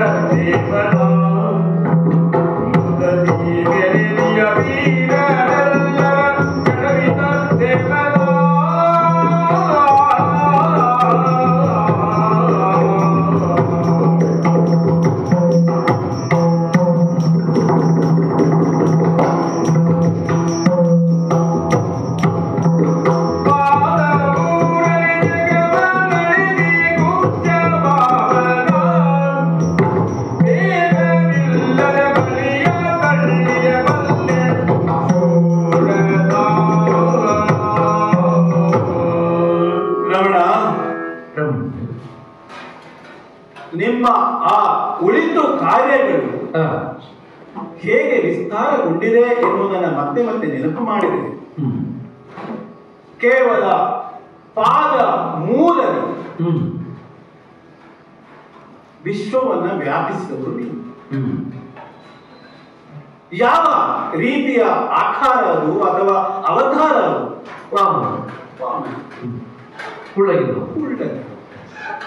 ಅಂತಹ ಅವತಾರವನ್ನು ಎತ್ತಿ ಯಾವುದೇ ರೀತಿಯಾಗಿರ್ತಕ್ಕಂತಹ ಭೇದವಿಲ್ಲದೆ, ಯಾಕೆ ಆ ಬಲಿಯೂ ಕೂಡ ಅವ ಭಕ್ತ ಶ್ರೇಷ್ಠನೇ, ಕಾರ್ಯ ಕಾರಣಕ್ಕಾಗಿ ಯಾವುದೇ ರೀತಿಯ ತಾರತಮ್ಯವನ್ನ ಮಾಡದೆ ಅವನನ್ನು ಪಾತಾಳಕ್ಕೆ ತಳ್ಳಿದಂತಹ ಅವತಾರವನ್ನು ಎತ್ತಿದವರು ತಾವು. ಅಷ್ಟಕ್ಕೆ ನಿಲ್ಲಿಸಿದವರಲ್ಲ, ಮುಂದೆ ಅತ್ಯಂತಹ ಮತದಿಂದ ಗೌರವದಿಂದ ಕ್ಷತ್ರಿಯ ಆಟೋಪಾತ್ಮನ ಮೆರೆಸಿದ ಮೌನವನ್ನ ವಹಿಸಿದವರಲ್ಲ. ಆಗ ಎತ್ತಿದ ಅವತಾರ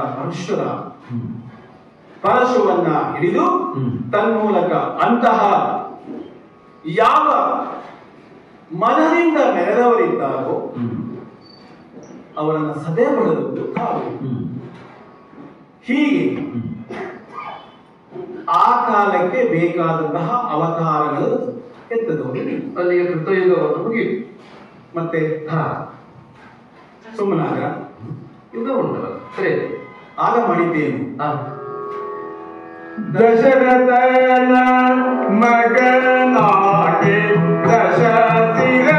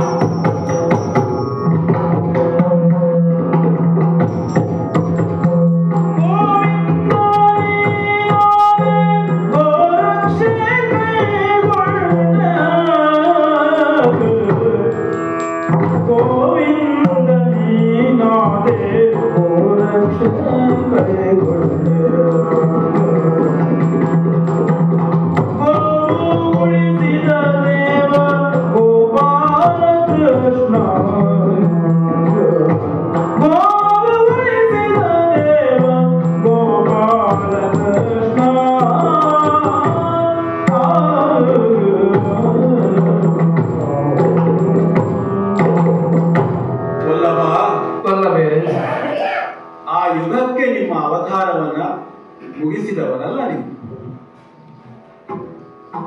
ದಶಕಂಠನ ಆ ದುಷ್ಟತನವನ್ನ ನಿಗ್ರಹಿಸುವುದಕ್ಕಾಗಿ ಮತ್ತೆ ಅದೇ ಲೋಕದ ಉಳಿತಿಗಾಗಿ ದಶರಥನ ಮಗನಾಗಿ ಜನಿಸಿದವರು ನೀವು. ಜನಿಸಿದ್ದು ಮಾತ್ರ ಅಲ್ಲ, ಆ ರಾವಣನ ಕೊಂದದ್ದು ಮಾತ್ರವಲ್ಲ, ಯುಗ ಯುಗಗಳಿಗೂ ಕೂಡ ರಾಮ ರಾಮ ರಾಮ ಎನ್ನುವಂತಹ ಹೆಸರನ್ನ ಸ್ಥಾಯಿಯಾಗಿಸಿ ಅವರು ನೀವು ಅಲ್ಲ. ಮುಗಿದಿ ಮುಂದೆ ಗೋ ರಕ್ಷಣೆ ಕಾಯಕವಾಗಿ ಮಾತ್ರವಲ್ಲ, ಸಾತ್ವಿಕ ಭಕ್ತಿಗೆ ಪೂರಕವಾಗಿ ಅವರೊಟ್ಟಿಗೆ ಬೆಳೆದು ಆಡಿ ತನ್ಮೂಲಕ ಲೋಕ ಕಲ್ಯಾಣದ ಆ ವಿಶೇಷ ಅವತಾರವನ್ನು ಗೋವಿಂದ ಅದನ್ನ ತೋರಿಸಿದವರು ನೀವು. ಹೀಗೆ ನಿಮ್ಮೆಲ್ಲ ಅವತಾರಗಳನ್ನು ನಾನು ಅದೆಷ್ಟು ಸಾರಿ ಕೊಂಡಾಡಿದರು, ಹೊಗಳಿದರು, ಸಾಕಾಗಲಿಲ್ಲ. ಅಂದ್ರೆ ಇಷ್ಟು ಆಗಿದೆ ಅಷ್ಟಕ್ಕೆ ಸಾಕು ಅಂತಲ್ಲ. ಅಲ್ಲ, ಯಾಕೆ ನನಗಿರುವಂತಹ ಚಿಂತೆ ಏನು? ಅವತಾರವನ್ನು ಎತ್ತಿದ್ದು ಹೋಗು. ಆರಂಭಕ್ಕೆ ಸೋಮಕನನ್ನ ಕೊಲ್ಲುವಾಗ, ಅಲ್ಲಿಂದ ಸೋಮಕನನ್ನ ಕೊಲ್ಲುವಾಗ ಲಕ್ಷ್ಮಿ ಇರಲಿಲ್ಲ. ಆದರೆ ಮುಂದೆ ಸಮುದ್ರ ಮಥನದ ಆ ಸಂದರ್ಭಕ್ಕೆ ಒದಗಿ ಬಂದಂತಹ ನನ್ನನ್ನ ನೀವೆಲ್ಲ ಅವತಾರವನ್ನ ಎತ್ತುವಾಗ ಕರೆದುಕೊಂಡು ಹೋದದ್ದುಂಟ. ಕೇವಲ ಬೆರಳಿಕೆಗೆ ಮಾತ್ರ. ಅದಕ್ಕಾಗಿ ನಾನು ಪರಿಪರಿಯಲ್ಲಿ ಈಗ ಹೇಳ್ತಾ ಇರುವುದು, ಅವತಾರದ ಚಿಂತನೆ ಇದ್ರೆ ಅದು ಖಂಡಿತ ಸಲ್ಲ. ಆ ಕಾಲಕ್ಕೆ ಅನಿವಾರ್ಯವೋ ಅಗತ್ಯವೋ ಇದ್ದಂತಹ ಎಲ್ಲ ಕಾರ್ಯವನ್ನು ಮಾಡಿದವರು ಈಗ ಸೋಮಕನಂತಹ ರಕ್ಕಸರಿಲ್ಲ, ರಾವಣನಂತಹ ದಶ ಇರಲಿಲ್ಲ. ಗೋವರ್ಧನ ಗಿರಿಯನ್ನ ಎತ್ತಬೇಕಾದಂತಹ ಅನಿವಾರ್ಯತೆ ಹೌದು. ಹಾಗಿರುವಾಗ ಇರಬಹುದಾದಂತಹ ಸಾಮಾನ್ಯ ಕೊಲೆಗಳಿಗೆ ಅವತಾರ ಬೇಕಾ? ನಿಮ್ಮನ್ನ ಬಿಟ್ಟು ನಾನು ಮತ್ತೆ ಇರ್ಲಿಕ್ಕೆ ಸಾಧ್ಯವಾ? ಲಕ್ಷ್ಮಿ, ಒಂದು ನನಗೆ ಗೊತ್ತಾಯ್ತು. ನೀನು ಮಾತಿಗೆ ನಿಂತರೆ ಅದು ಮಾತಲ್ಲ, ಒಂದು ಭವ್ಯವಾದ ಕಾವ್ಯವಾಗುವುದು.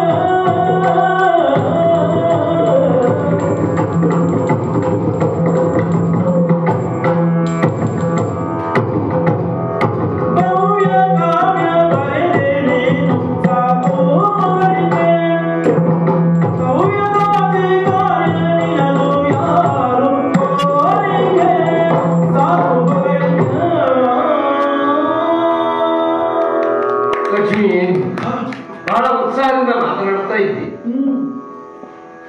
ಒಂದು ಲಹರಿಯಲ್ಲಿದ್ದೀನಿ ಇವತ್ತು. ನೀನು ಇಷ್ಟು ಮಾತನಾಡಿದ ದಿನಗಳು ಅಪರೂಪವೇ. ನಾನು ಸುಮ್ಮನೆ ಇದ್ದಾಗ ನನ್ನನ್ನು ಹೊಗಳ್ತಾ ಇರೋದಲ್ಲ ನೀನು.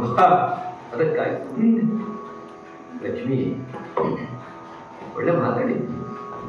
ಮಾತಲ್ಲ, ಅದು ಕಾವ್ಯ. ಬಹುಶಃ ನಾನು ಮಾತ್ರ ಹೊಗಳದಲ್ಲ, ನೀನು ನನ್ನನ್ನು ಸುತ್ತಿದ ಈ ಬರಿಯನ್ನ ಭೂಮಿಯ ಮೇಲೆ ಎಲ್ಲರೂ ಹೊಗಳ್ತಾರೆ ಕಾವ್ಯ ಅಂತ.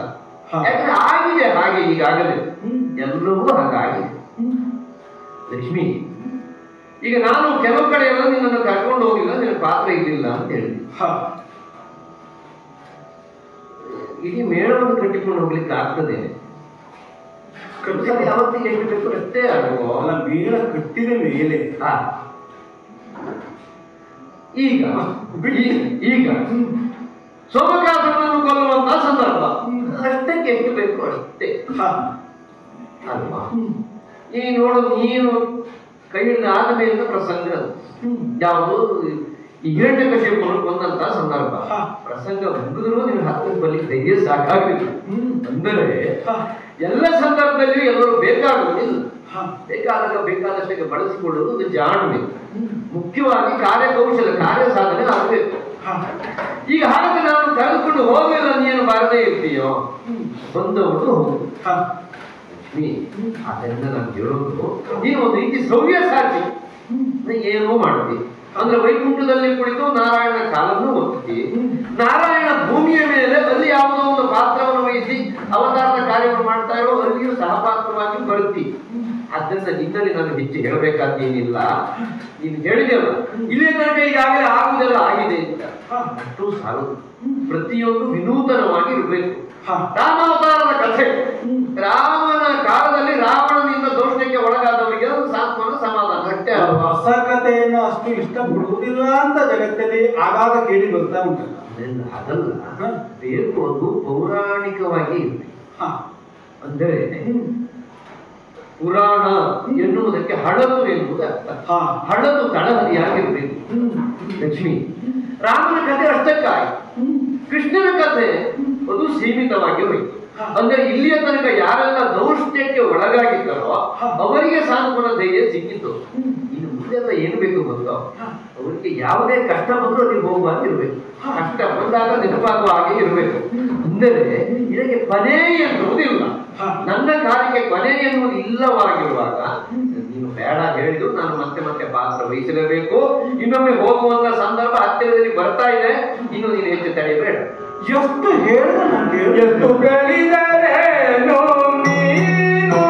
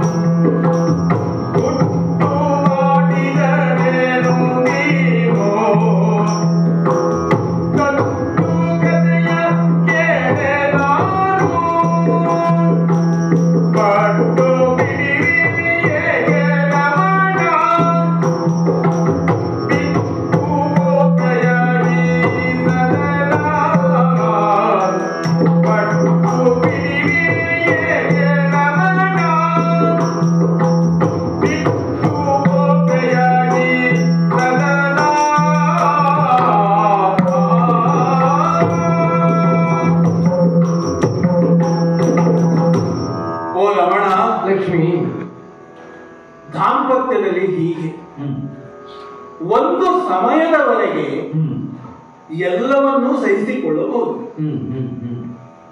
ಪತಿ ತಿರುಗಾಟದಲ್ಲೇ ಇರ್ತಾನೆ, ಆದೀತು.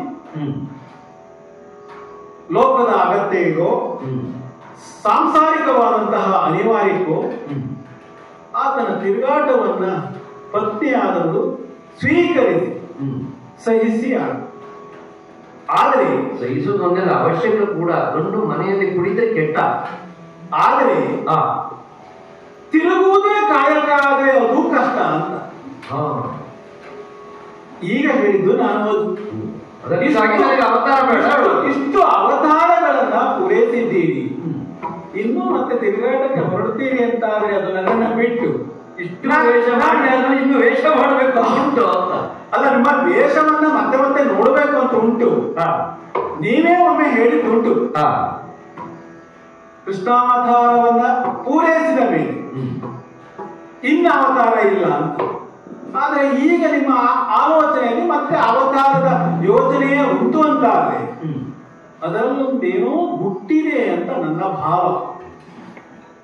ಅದು ಎಲ್ಲಿ ಹೇಳಿಕೊಳ್ಳಿಕ್ಕೆ ನಿನ್ನೊಟ್ಟಿಗೆ ಯಾವುದನ್ನೂ ಮುಚ್ಚೆ ಮೊರೆ ಮಾಡುವುದಿಲ್ಲ ಎನ್ನುವ ನೀವು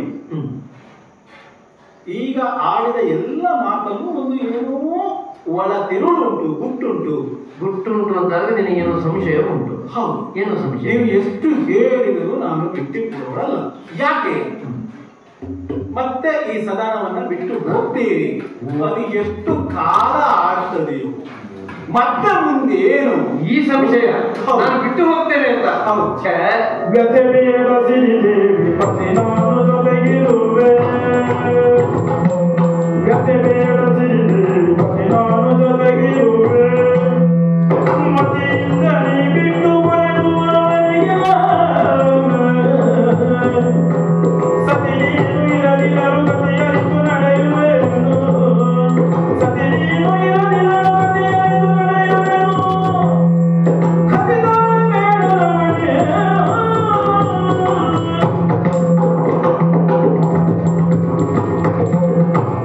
ಲಕ್ಷ್ಮಿ, ನೀನು ಗುಟ್ಟು ಬಿಟ್ಟು ಕೊಡದೆ ನನ್ನ ಗುಟ್ಟು ಬಿಡಿಸ್ಲಿಕ್ಕೆ ನೋಡ್ತಿ. ನಿನಗೇನು ಸಂಶಯ? ಗಂಡ ಅವತಾರ ಮಾಡೋದು ಬೇಡ ಅಂತಲ್ಲ. ಯಾಕಂದ್ರೆ ಅವತಾರ ಮಾಡೋ ಉದ್ದೇಶ ನಿನಗೆ ಗೊತ್ತಿದೆ. ಇಳೆ ಕೊಳೆಯನ್ನು ತೊಳಿಲಿಕ್ಕೆ ಹೋಗುದು, ಇವರನ್ನ ಬೇರೆ ಯಾರು ಇಲ್ಲ, ಹೋಗದಿದ್ರೆ ಇವ್ರದ್ದು ಕರ್ತವ್ಯ ಲೋಪ ಆಗ್ತದೆ ಅಂತ ನಿನಗೆ ಗೊತ್ತಿದೆ. ನಿನ್ನ ಸಂಶಯ ಏನು? ಸದನವನ್ನು ಬಿಟ್ಟು ಹೋಗ್ಬೇಯಾ? ಮನೆ ಬಿಟ್ಟು ಹೋಗಿಬಿಡ್ತೀರೋ? ನಿನಗೆ ನನ್ನಿಂದ ಅಗಲಿ ದೂರವಾಗಿರ್ಲಿಕ್ಕೆ ಮನಸ್ಸಿಲ್ಲ. ಖಂಡಿತ. ಕ್ಷಣ ಕಾಲವೂ ನನ್ನನ್ನು ಅಗಲಿರುವವಳಲ್ಲ ನೀನು. ಆ ಕಾರಣಕ್ಕಾಗಿ ಅವತಾರ ಬೇಕೇ, ಅನಿವಾರ್ಯವೇ, ಹೀಗೆಲ್ಲ ನೀನು ಪ್ರಶ್ನೆ ಮಾಡೋದು. ನಿಮ್ಮ ಅದಕ್ಕೆ ಧೈರ್ಯ ಕೊಟ್ಟರೆ ಈ ಮಾತು ಬರೋದಿಲ್ಲ. ಲಕ್ಷ್ಮಿ, ನಿನ್ನನ್ನು ಬಿಟ್ಟು ಬೇರೆಡೆಗೆ ಹೋಗ್ತೇನೆ ನಾನು? ಸಾಧ್ಯವೇ ಇಲ್ಲ. ನನ್ನ ದೇಹದಲ್ಲಿ, ನನ್ನ ಈ ಹೃದಯದಲ್ಲಿ ನಿನಗೆ ಅವಕಾಶ ಮಾಡಿಕೊಟ್ಟಿದ್ದೇನೆ. ಸಿರಿ ಭಾಗ ಅಂತಾನೆ ಪ್ರಸಿದ್ಧಿಯಾಗಿ ಹೋಗಿದೆ. ಲಕ್ಷ್ಮಿ, ಯೋಚನೆ ಬೇಡ. ಸದನವನ್ನು ಬಿಟ್ಟು ಹೋಗುವುದಿಲ್ಲ. ಮತ್ತೆ ಅವತಾರವನ್ನು ಮಾಡಬೇಕು ಎನ್ನುವ ಯೋಚನೆ ಇರುವುದಾದರೂ ಈ ಬಾರಿ ನಿನ್ನ ಅನುಮತಿ ಪಡೆದ ವೇಷ ಮಾಡ್ತೇನೆ. ಅಂದರೆ ನಿನ್ನಗೆ ಒಪ್ಪಿಗೆ ಇಲ್ಲದೆ ನಾನು ಅವತಾರಕ್ಕೆ ಮುಂದಾಗುವುದಿಲ್ಲ. ನಿನ್ನ ಅಪೇಕ್ಷೆಯನ್ನು ನಾರಾಯಣ ಇಲ್ಲಿಯೇ ಇರಬೇಕು, ನಾವಿಬ್ಬರು ಒಂದಾಗಿಯೇ ಇರಬೇಕು ಎನ್ನುವುದು. ಬಿಟ್ಟು ಹೋಗುವಂತಿಲ್ಲ. ಇದು ಮಾತಿನಲ್ಲಿ ಮಾತ್ರ ಅಲ್ಲ, ಕೃತಿಯಲ್ಲಿ ಇರಬೇಕು. ಎಲ್ಲಿಯ ತನಕ ನೀನು ನನ್ನನ್ನು ಅಗಲಿರದೆ ಇಲ್ಲಿಯೇ ನೆಲೆಸಿಕೊಂಡು ಇರ್ತೀಯೋ, ಎಲ್ಲಿಯ ತನಕ ಇದುವೇ ಶ್ರೀ ನಿವಾಸ ಆಗಿರ್ತದೋ, ಅಲ್ಲಿಯ ತನಕ ನಾನು ಇಲ್ಲಿಯೇ ಇರ್ತೇನೆ. ಈ ಮಾತು ನೆನಪಿರಬೇಕು. ಒಂದಾಗಿರಬೇಕು ಎನ್ನುವ ಭಾವನೆ ಮಾತಿನಲ್ಲಿ ಅಲ್ಲ, ಕೃತಿಯಲ್ಲಿ ಇರಬೇಕು ಅಂತ ಕೇಳಿದ್ದೆ. ಅದಕ್ಕೆ ನೀನು ಇಲ್ಲಿಯೇ ಇರಬೇಕು. ನಾನು ಇರ್ತೇನಲ್ಲ, ಏನು ಇರಬಾರದಂತೇನಿಲ್ಲ, ಇರಬೇಕು. ಎಲ್ಲಿಯ ತನಕ ನೀನು ಇಲ್ಲಿ ಇರ್ತೀಯೋ ಅಲ್ಲಿಯ ತನಕ ನಾರಾಯಣ ನಾನು ಇಲ್ಲಿಯೇ ಇರ್ತೇನೆ. ಇರದಿದ್ದರೆ ಎಲ್ಲಿಯಾದರೂ ನೀನೇ ಈ ಸ್ಥಳವನ್ನು ಬಿಟ್ಟು ಹೋದೆ ಅಂತಾದ್ರೆ ನಾನು ಹುಡುಕಿಕೊಂಡು ಬರಬೇಕಾಗ್ತದೆ. ಆಗ ಮತ್ತೆ ಕುಳಿತನ್ನ ಎದ್ದದ್ದು ಯಾಕೆ ಕೇಳಬಾರದು? ಪ್ರಶ್ನೆ ಬರುವುದಿಲ್ಲ. ಹಾಗಾಗಿ ನಾನು ಆತ್ಮೀಯ ತಲೆಯನ್ನು ಕೆಡಿಸಿಕೊಂಡು ಸಂಭಾವ್ಯವಾದಂತಹ ಒಂದು ಅವಕಾಶ ನಾನು ಇಟ್ಕೊಳ್ಬೇಕಲ್ಲ. ಒಳ್ಳೆಯದೇ ಇರಬೇಕು ನೀನು ಅಂತ ಪತಿದೇವರಿಗೆ ಆಜ್ಞೆ ಮಾಡಿದ ಮೇಲೆ ಸ್ಥಳ ಬಿಡುವಾಗ ಗಂಡ ಯೋಚನೆ ಮಾಡಬೇಕೋ ಬೇಡ ಅಲ್ಲ. ಮನಸ್ಸಿಗೆ ಈ ಬಾರಿಯ ನನ್ನ ಅವತರಣ ನನ್ನ ಕಾರಣ ಅಂದ್ರೆ ನೀನೆ. ಅಲ್ಲಿಯ ತನಕ ನಾನು ಕಾಯ್ತೇನೆ. ಅಲ್ಲ, ನನಗೀಗ ಸಮಾಧಾನ ಆಯ್ತು. ಯಾಕೆ? ಆ ಪ್ರಶ್ನೆ ನನ್ನಿಂದ ಉದ್ಭವ ಆಗುವುದೇ ಇಲ್ಲ. ಹಾಗಾಗಿ ನೀವು ನನ್ನನ್ನು ಬಿಟ್ಟು ಹೋಗೋಣ. ನೆನಪಿರಲಿ, ನೀನು ಇಲ್ಲಿಯೇ ಇರುವ ತನಕ ನಾನು ಇಲ್ಲಿಯೇ ಇರ್ತೇನೆ. ಬಿಟ್ಟು ತೆರಳಬಾರದು. ವಿಶ್ರಾಂತಿ ಅಗತ್ಯ ಇದೆ. ನಾನು ಹೋಗ್ತಾ ಇಷ್ಟು ಮಾತಾಡಿದ್ರೆ ವಿಶ್ರಾಂತಿ ಬೇಕಾಗೇ ಇರ್ತದ. ಇವತ್ತು ಕಾಲೊತ್ತೋದು ಬೇಡ, ಸ್ವಲ್ಪ ಪಕ್ಕದಲ್ಲಿ ಇರು ಸಾಕು. ಪಕ್ಕದಲ್ಲಿ ಇಲ್ಲ.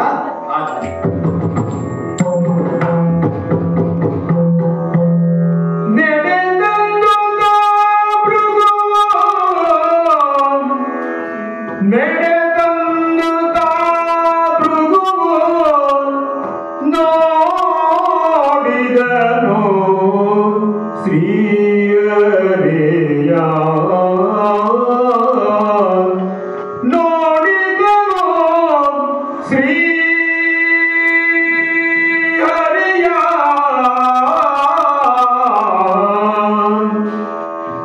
ನಡುವರ ನಿದ್ದೆಯಲ್ಲಿ ಮಲಗಿರುವ ಪರಿಯ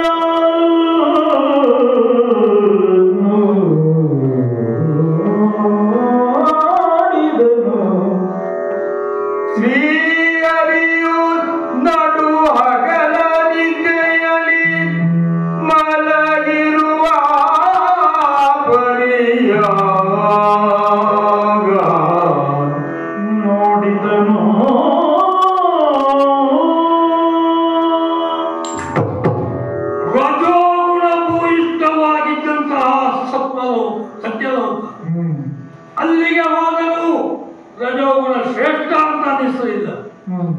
ತಮೋಗುಣವೇ ಭೂಯಿಷ್ಠವಾಗಿರುವಂತಹ ಕೈಲಾಸ. ಅಲ್ಲಿಗೆ ಹೋದದ್ದು ತಮೋಗುಣ ಶ್ರೇಷ್ಠ ಅಂತ ಅನ್ನಿಸಲಿಲ್ಲ. ಹಾಗಾದ್ರೆ ಇನ್ನು ಉಳಿದಿರುವಂತದ್ದು ಒಂದು ಸತ್ವ, ಅದರ ಪರೀಕ್ಷೆ ಆಗಬೇಕು. ಅದಕ್ಕಾಗಿಯೇ ನಾನು ವೈಕುಂಠವನ್ನು ಸೇರಬೇಕು ಅಂತ ಹೊರಟವನಿಗೆ ಸ್ವಲ್ಪ ತಡ ಆಯಿತು. ಯಾಕೆ? ಇದು ವೈಕುಂಠ. ಹಾಗಾಗಿಯೇ ತಡವಾಗಿಯೇ ಇಲ್ಲಿಗೆ ಬಂದೆ. ಈ ವಿಷ್ಣುವಿನಲ್ಲಿ ವ್ಯವಹಾರ ಮಾಡಬೇಕಾದ್ರೆ ಬಹಳ ಎಚ್ಚರಿಕೆ ಬೇಕು. ಸುಮ್ಮನೆ ವ್ಯವಹರಿಸುವ ಹಾಗಿಲ್ಲ. ಬಹಳ ಕಷ್ಟಕರ ವ್ಯಕ್ತಿಯೇ ವ್ಯಕ್ತಿ.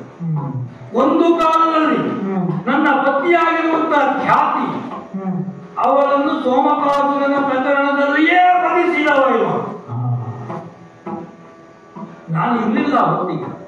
ಆಮೇಲೆ ನಾನು ಬಂದು ನೋಡಿದ್ರೆ ನನ್ನ ಪತ್ನಿಯ ಸಂವಾದ ಆಗಿ ಯಾರಿಂದ ಅಂತ ನೋಡಿದ್ರೆ ವಿಷ್ಣುವಿನಿಂದ ಕ್ಷಣಕ್ರೋಧಗೊಂಡಿರುವ ನಾನೊಂದು ಶಾಪವನ್ನೇ ಕೊಟ್ಟು ಬಿಟ್ಟೆ.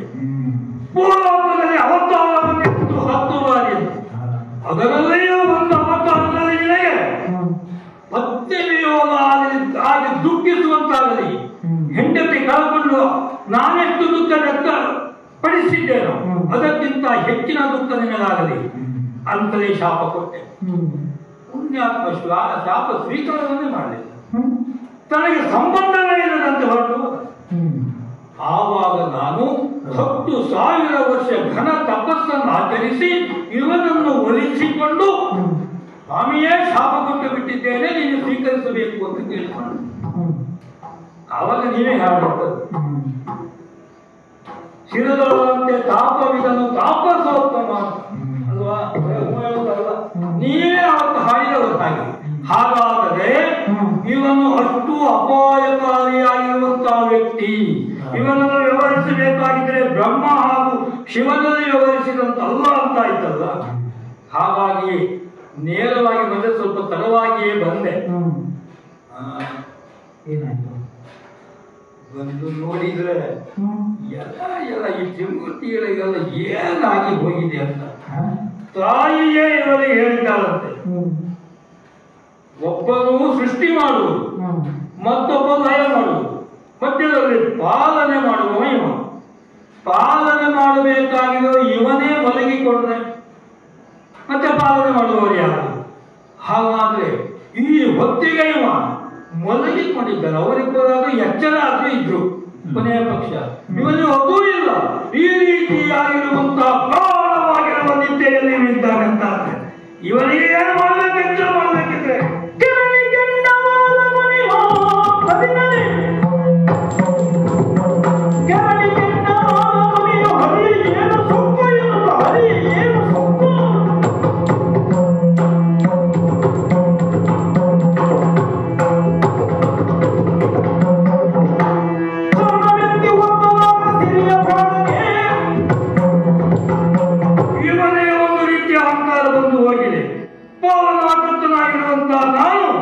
ಯಾವ ರೀತಿಯಲ್ಲಿಯೂ ಪಾಲನೆ ಮಾಡಬಲ್ಲೆನು ಅಂತ ಭೂಲೋಕದಲ್ಲಿ ಆಗುತ್ತಾ ಇರುವಂತಹ ಎಷ್ಟೋ ಘಟನೆಗಳನ್ನು ನೋಡಿದರೆ ಇವ ಮಲಗಿದ್ದರಿಂದ ಹಾಗೆಲ್ಲ ಆಗ್ತಾ ಇರುವುದು. ಅಲ್ಲೋಲ ಕಲ್ಲೋಲಗಳು ಏನಾಗಬಾರ್ದು ಅದೆಲ್ಲ ಆಗ್ತಾ ಇದೆ.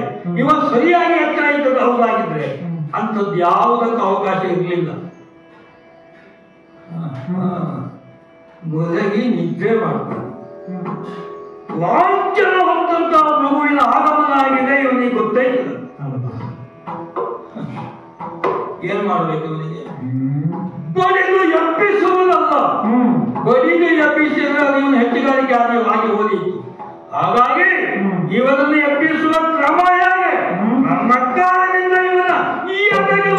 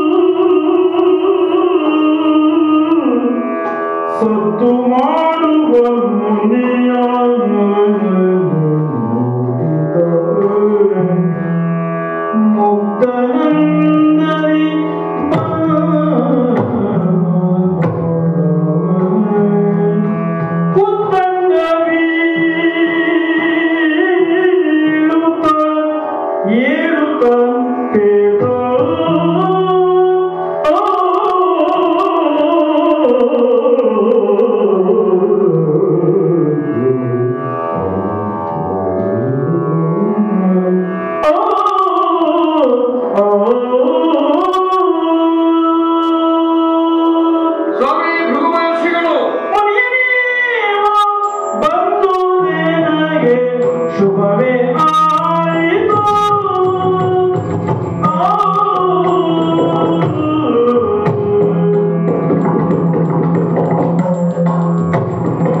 ಮುನಿಯೇ ನೀವು ಬಂದುದೇನಾಗಿ ಶುಭವೇ ಆಯಿತು.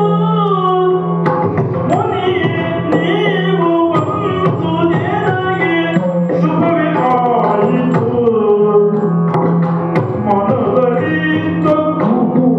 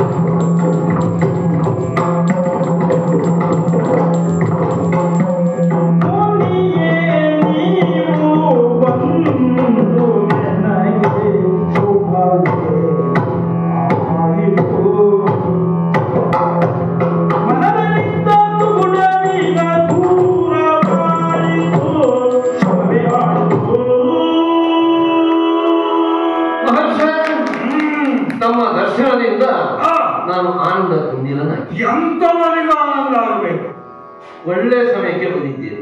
ನಾವು ಬರುವುದಲ್ಲ ಅಂತದ್ದೇ ಒಳ್ಳೆ. ನೀವು ಬಂದದ್ದರಿಂದ ಶುಭವಾಗ್ತದೆ ಎನ್ನುವುದಾಗಿ ನಾನು ಆಶಿಸ್ತೇನೆ. ಅಶುಭವಾಗಲಿಕ್ಕೆ ನಾವು ಹೋಗುವುದೇ ಇಲ್ಲ. ಅಶುಭ ಆಗಿ ಶುಭವೇ ಅಶುಭ ಆಗುತ್ತಿತ್ತು. ಯಾಕೆ ಗೊತ್ತೇ? ಯಾಕೆ? ನಿಮ್ಮ ಆಗಮನದ ವೇಳೆಯಲ್ಲಿ ನಿದ್ರೆ ಅಂತ ಅಲ್ಲ. ಯಾಕಂದ್ರೆ ನಮ್ಮಂತ ಪ್ರಾಜ್ಞರು ಹಗಲಿನಲ್ಲಿ ನಿದ್ರಿಸುವುದಿಲ್ಲ. ಹಾಗದ ಸುಷುಪ್ತಿ ಏನೋ ಒಂದು ಅದು ಕನಸು. ಹಗಲು ಕನಸು ಅದು ಬೇರೆ, ಇದು ಅದಲ್ಲ. ಹಾಗಂತ ಒಂದು ಕನಸು, ಏನೋ ಒಂದು ಭಯಂಕರವಾದ ಅನುಭವ ನನಗೇ ಆಯಿತು ಮಹರ್ಷಿ.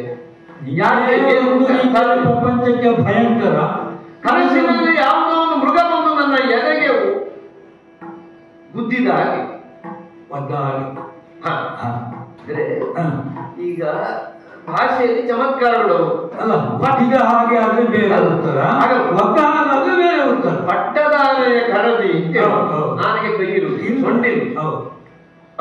ಸೊಂಡಿಲೆ ಕರ ಅಂತ ಹೇಳುದು ಮಾನವೀಯವಾದ ಯಾವುದೋ ಒಂದು ವರ್ತನೆಯನ್ನ ಮೃಗಕ್ಕೆ ಹೋಲಿಸುವಾಗ ಉದಾಹರಣೆ. ಮನುಷ್ಯರೇ ಆದರೆ ಹಾಗೆ ಅಂತ ಹೇಳ್ಬೇಕು. ಮೃಗ ಅಲ್ವಾ, ಆದ್ದರಿಂದ ನಾನು ಬುದ್ಧಿದ ಹಾಗೆ ಅಂತ ಹೇಳುದು.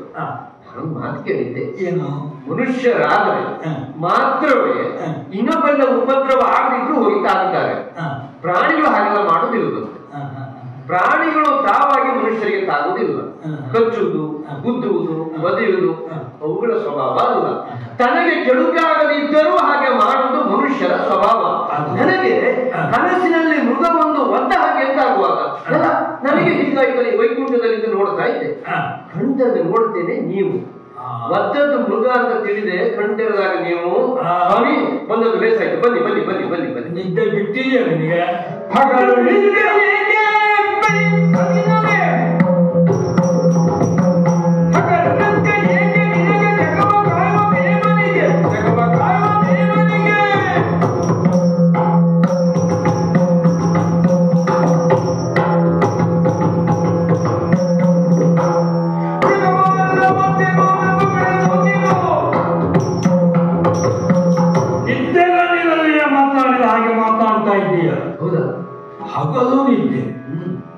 ಯಾರು ಪ್ರಪಂಚಕ್ಕೆ ಮಾದರಿಯಾಗಿರಬೇಕು, ಯಾವ ರೀತಿಯ ಜೀವನ ಮಾಡಬೇಕು ಅವರ ರೀತಿ, ಅವರು ಯಾವ ರೀತಿಯಲ್ಲಿ, ಇಂಥವರ ರೀತಿ, ಇಂಥವರು ಯಾವ ರೀತಿ, ಮೂರು ಮೂರ್ತಿಗಳ ರೀತಿ ಅಂತ ಹೇಳುವಾಗ ಅಂತ ಮೂರು ಮೂರ್ತಿಗಳಾಗಿರುವ ನೀವು ಜಗತ್ತಿಗೆ ಮಾದರಿಯಾಗಿರಬೇಕಾದವರು. ಹಗಲು ಹೊತ್ತಿನ ಒಳ್ಳೆಯ ಊಟ ಮಾಡಿ ಅದೆಂತದ ಹಾವಿನ ಮೇಲೆ ಮಲಗುವುದು. ಅದು ನಿದ್ದೆಗಳು ಹೇಳಿದೆ, ಹಾವಿನ ಮೇಲೆ ಮಲಗಿದರೆ ಅಭ್ಯಾಸ ಆಗ್ತದೆ ನನಗೆ. ನಿಮಗೆಲ್ಲ ಮಲಗಿದ್ರೆ ನಿದ್ದೆ ಬರ್ತದೆ, ಚಿಂತೆ ಇಲ್ಲ ನೋಡಿ ನಿನಗೆ. ಹಾಗಾಗಿ ಆ ಹಾವಿನ ಮೇಲೆ ಮಲಗಿ ಈ ಹಗಲು ಹೊತ್ತಿನಲ್ಲಿ ನೀನು ಮಾಡಬೇಕಾಗಿರುವ ಪಾಲನಾ ಕಾರ್ಯವನ್ನು ಮರೆತು ನಿದ್ದೆ ಮಾಡ್ತಾ ಇದೆಯಲ್ಲ. ಬಹುಶಃ ತಮ್ಮಂತವರ ದೃಷ್ಟಿಯಲ್ಲಿ ಅದು ತಪ್ಪು ಕಾಣ್ತದೆ. ಅದಕ್ಕೆ ಹೀಗಾಗಿರ್ಬೇಕು. ನಮ್ಮಂತವರ ದೃಷ್ಟಿ ಅಂತಲ್ಲ, ಎಂಥವರ ದೃಷ್ಟಿಗಳು ತಪ್ಪಾಗಿತ್ತು. ಅದಕ್ಕೆ ವ್ಯವಸ್ಥೆ ಆಯ್ತು ಬಿಡಿ, ಏನೋ ಒದ್ದ ಹಾಗಾಯ್ತು. ಒದ್ದ ಹಾಗಾಯ್ತು. ಏನ್ ಹೇಳಿದೆ? ಮೃಗ ಮೃಗವೇ ನಿನಗೆ ಒದ್ದದ್ದು. ಯಾವ್ಯಾವುದೋ ಮೃಗ ಅಲ್ಲ, ಇದು ಇದೇ ಮೃಗ. ಮೃಗ ಎಂಬ ಶಬ್ದಕ್ಕೆ ಅರ್ಥ ಅಷ್ಟೇ, ಮೃತ್ಯುವಿನಂತೆ ಗಮಿಸುತ್ತಿರುವುದು ಅದು ಮೃಗ. ಹಾಗಾದ್ರೆ ಪ್ರಪಂಚದಲ್ಲಿ ಹುಟ್ಟಿದ ಸರ್ವ ಪ್ರಾಣಿಗಳು ಮೃಗವೇ ಯಾಕೆ ಮೃತ್ಯುವಿನಂತೆ ಗಮಿಸ್ತಾ ಇದೆ ಅಂತ ಅರ್ಥ. ಒದ್ದದ್ದು ನಾನೇ ಒದ್ದದ್ದು ನಿನಗೆ. ಯಾಕೆ? ನಿಮಗೆ ಸಾಧಾರಣ ಎಚ್ಚರಿಕೆ ಮಾಡಿದ್ರೆ ಎಚ್ಚರ ಆಗುವುದಿಲ್ಲ. ಈ ಕೆಲವರಿಗೆಲ್ಲ ಹಾಗೆ ನಿದ್ದೆ ಬಂದವರನ್ನು ಹೇಗೆ ಎಬ್ಬಿಸಬಹುದು? ಈ ನಿದ್ದೆ ಬಂದಂತ ನಟನೆ ಮಾಡ್ತಾ ಇದ್ದೀಯ ನೀನು. ಇಂತಹ ನಟನೆ ಮಾಡುವಲ್ಲಿ ಎಬ್ಬಿಸುವುದು ಕಷ್ಟವೇ. ಹಾಗಾಗಿ ನಿನ್ನ ಸ್ವಾಮಿ ಒದ್ದರವು ನೀವು ದೊಡ್ಡವರೇ, ನಿಮಗೆ ಆಗ್ಬೇಕಾದ ಪಾದ ಪೂಜೆ.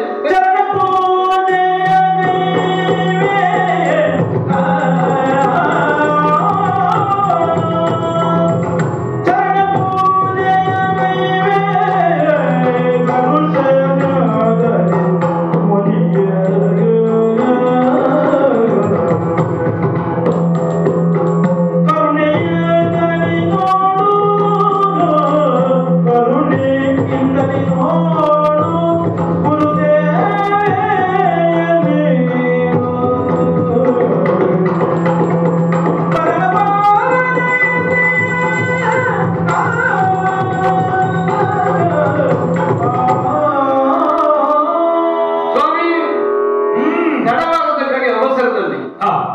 ನಿಮಗೆ ಪಾದ ಪೂಜೆ ಆಗ್ಬೇಕು. ನಿಮ್ಮನ್ನು ಕಂಡಾಕ್ಷಣವೇ ಇದಕ್ಕೆ ನಾನು ಮುಂದುವರಿಯಬೇಕಾಗಿತ್ತು.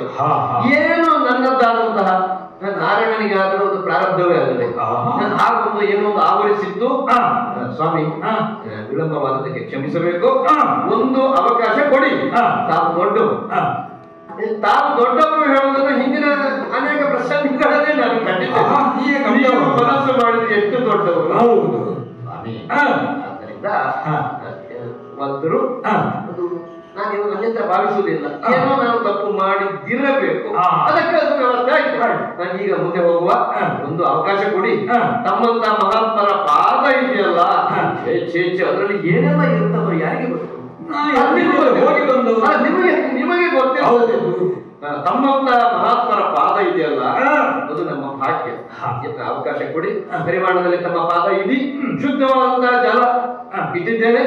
ತೊಳೆಯುತ್ತಾ ತೊಳೆಯುತ್ತಾ ತೊಳೆಯುತ್ತಾ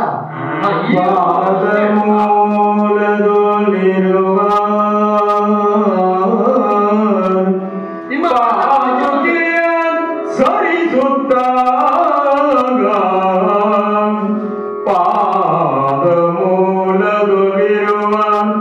ಪಾದುಕೆಯ ಸರಿಸುತ್ತ ಪಾದುಕೆಯಾಗಿ ಸರಿಸ್ತಾ ಇದ್ದೇನೆ. ಸಾಗರದಿ ನಯನವನು ನಾಗದೋಳ್ ಕಿತ್ತ, ಸಾಗರದಿ ನಯನವನು ನಾಗದೋಳ್ ಕಿತ್ತ ಕಿತ್ತ ಕಿತ್ತ.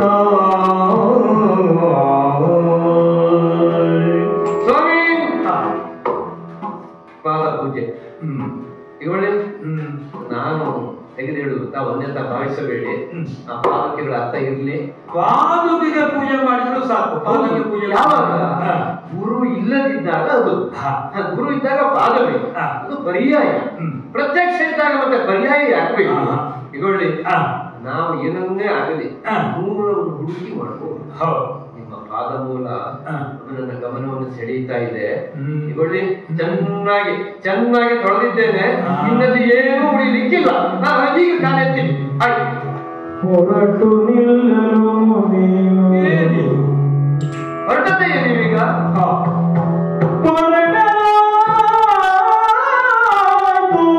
ಮನವು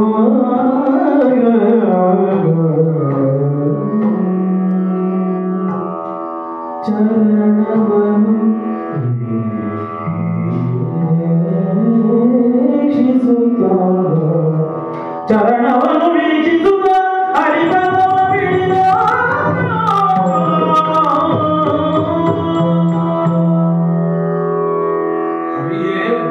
ಹರಿವಿನ ಚರಣದಲ್ಲಿ ಕಿತ್ತು ಬೇಡುತ್ತಲಿರುವ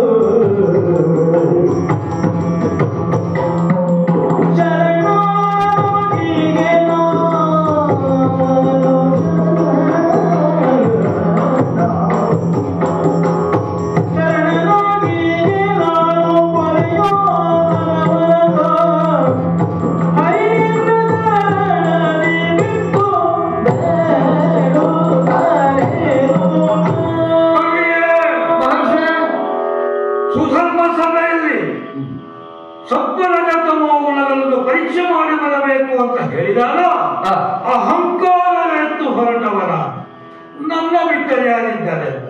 ಹೌದಾ? ನಾನು ಕೇಳಿಲ್ಲ, ಯಾಕೆ ಬಂದ್ರಿ ಅಂತ ಕೇಳಬಾರದು ಅಂತ. ನೀನು ಕೇಳುವುದು ಅಲ್ಲ, ನೀನು ಮಗನಿಂದ ನಿನ್ನ ಎದೆಗೆ ಬದ್ದವನ.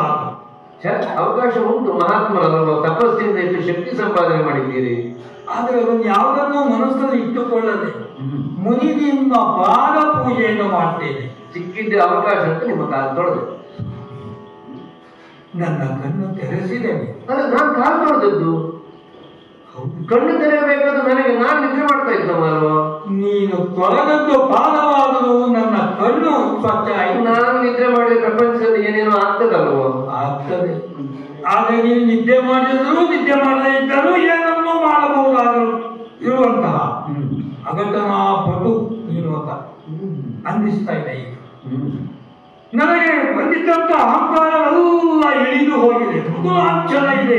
ಏನನ್ನು ನಾನು ಮಾಡಿ ಏನು ನನಗೆ ಒಂದು ಅರ್ಥ ಆಗಲಿಲ್ಲ. ಇಳಿದದ್ದು ಕಾಣಲಿಲ್ಲ, ಹೋದದ್ದೇನು ಇಳಿದದ್ದೇನು ಏನು ಹೋಯ್ತು ಅಂತ ಅರ್ಥವಾಗಲಿಲ್ಲ. ಅದು ನನ್ನಂತವರ ಪಾದ ಪೂಜೆಯನ್ನು ಮಾಡಿದೆ ಅಲ್ಲ ನೀನು. ಹೌದು, ಎಂತ ಪುಣ್ಯದ ಕೆಲಸ. ನೀನು ಪುಣ್ಯದ ಕೆಲಸ ಅಂತ ಹೇಳಿದ ಹೋದಾದರೂ ನನ್ನ ಪರಿಸ್ಥಿತಿಯನ್ನು ಯೋಚನೆ ಮಾಡು. ನಿನ್ನಂತ ನಿನ್ನ ಮೇಲೆ ಕಾಲಿನಿಂದ ಬಂದಂತ ಪರಮ ಪಾಪಿನ. ಮಹಾತ್ಮರೇ, ತಾವು ಹಾಗೆಲ್ಲ ಭಾವಿಸಬೇಡಿ. ಅದು ಅಪಚಾರ ಆಗಲಿಲ್ಲ ಅಂತ ನಾನು ಪಾದ ಪೂಜೆ ಮಾಡಿದ್ದೆ ಸಾಕ್ಷಿ. ತಾವಿನ್ನು ಬೇಕಾದ್ರೆ ಹೋಗಿ ಹೇಳಿ ಕಳಿಸಿದವರಿಗೆ. ಈಗ ನನಗೆ ಅರ್ಥವಾಗಿದೆ, ಜಗತ್ತಿನಲ್ಲಿ ಸತ್ವಗುಣವೇ ಶ್ರೇಷ್ಠವಾದದ್ದು ಎಂಬುದು ನನಗೆ ಸ್ಪಷ್ಟವಾಗಿ ಹೋಗಿದೆ. ತಾವು ಒಂದೆಂತ ಭಾವಿಸಬೇಡಿ. ಪರೀಕ್ಷೆಗಾಗಿ ಬಂದವರು, ಪರೀಕ್ಷೆ ಮಾಡಿದ್ದೀರಿ, ನಿಮ್ಗೆ ಬೇಕಾದನ್ನು ಕಂಡುಕೊಂಡಿದ್ದೀರಿ. ಋಷಿಗಳೆಲ್ಲ ಕಾಯ್ತಾ ಇರಬಹುದು, ಆದಷ್ಟು ಬೇಗ ಒಂದು ಸೇರಿಪಡಿ. ಆಗ ಒಂದು ಏನು ಹೋಗಬೇಕು. ಹೌದು, ಹೋಗಬೇಕಂತಾದ್ರೆ ಇಲ್ಲಿಂದ ನಾನು ಕದಲಬೇಕಲ್ಲ. ಬರುವಾಗ ಹೇಗೆ ಬಂದಿರೋ ಹಾಗೆ ಹೋಗ್ಬೋದು. ಬರುವಾಗ ಹೇಗೋ ಬಂದು ಬಿಟ್ಟೆ. ಅಂದ್ರೆ ಬರುವ ಒಂದು ಪರಿಯೇ ಬೇರೆ ಇತ್ತು. ನನ್ನಲ್ಲಿ ಕಾಲಿನಲ್ಲಿ ಕಣ್ಣಿದೆ, ಮೃಗುಲಾಂಚನವನ್ನು ಹೊಂದಿದ್ದೇನೆ. ಹೌದು, ಕಣ್ಣು ಇರಬೇಕಾದ್ದು ಇರಬೇಕಾದ್ರೆ ಇಲ್ಲ, ಅದೇ ಆಗಿದೆ. ಹಾಗಾಗಿ ಆ ಕಣ್ಣನ್ನು ಕಳೆದುಕೊಂಡೆ. ಹೇಗೆ? ನನ್ನ ಇಚ್ಛಾಗಮನ ಹೊರಟು ಹೋಗಿದೆ. ಇಲ್ಲಿಂದ ಒಂದು ಹೆಜ್ಜೆಯನ್ನು ಕಿತ್ತು ಮುಂದಿಡಲು ಆಳದವನಾಗಿದ್ದೆ. ನಾನೀಗ ದೇವಲೋಕಕ್ಕೆ ಹೋಗಬೇಕಂದ್ರೂ ಬಹಳ ಕಷ್ಟದಲ್ಲಿಯೇ ಇದ್ದೇನೆ. ಅರ್ಥ ಆಯ್ತು. ಇದಕ್ಕೆ ನಿನ್ನ ಕರುಣೆ ಬೇಕು. ನಿನ್ನ ಕರುಣೆ ಇದ್ದಂತ ಹೋದಾಗಿದ್ರೆ ಸತ್ವಗುಣವೇ ಶ್ರೇಷ್ಠವಾದದ್ದು ಎಂಬುದನ್ನು ಸುಧರ್ಮ ಸಭೆಗೆ ಹೇಳಬಹುದು.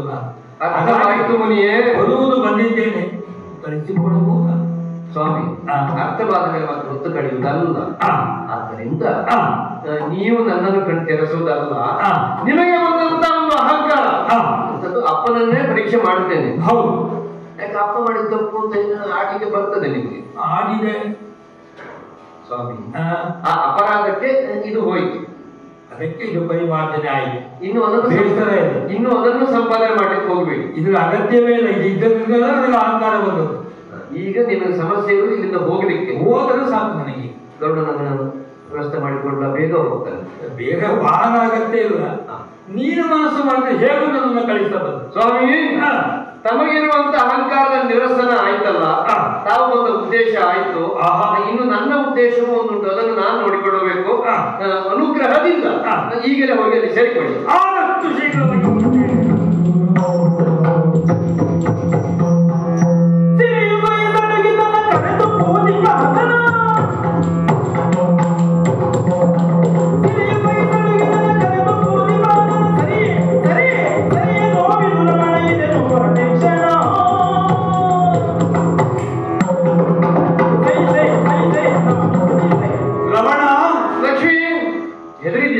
ಕಾಲನ್ನ ಒತ್ತುತ್ತೇನೆ, ವಿಶ್ರಾಂತಿ ಮಾಡಿ ಅಂತ ನಾನು ಹೇಳಿದ್ರೆ ಈಗೊಂದು ನಾಟಕ ಆಗಲಿಕ್ಕುಂಟು ಎಂಬಂತಹ ರೀತಿಯಲ್ಲಿ ಸ್ವಲ್ಪ ಮರೆಯಲ್ಲಿ ಇರು ಅಂತ ಹೇಳಿದೆ.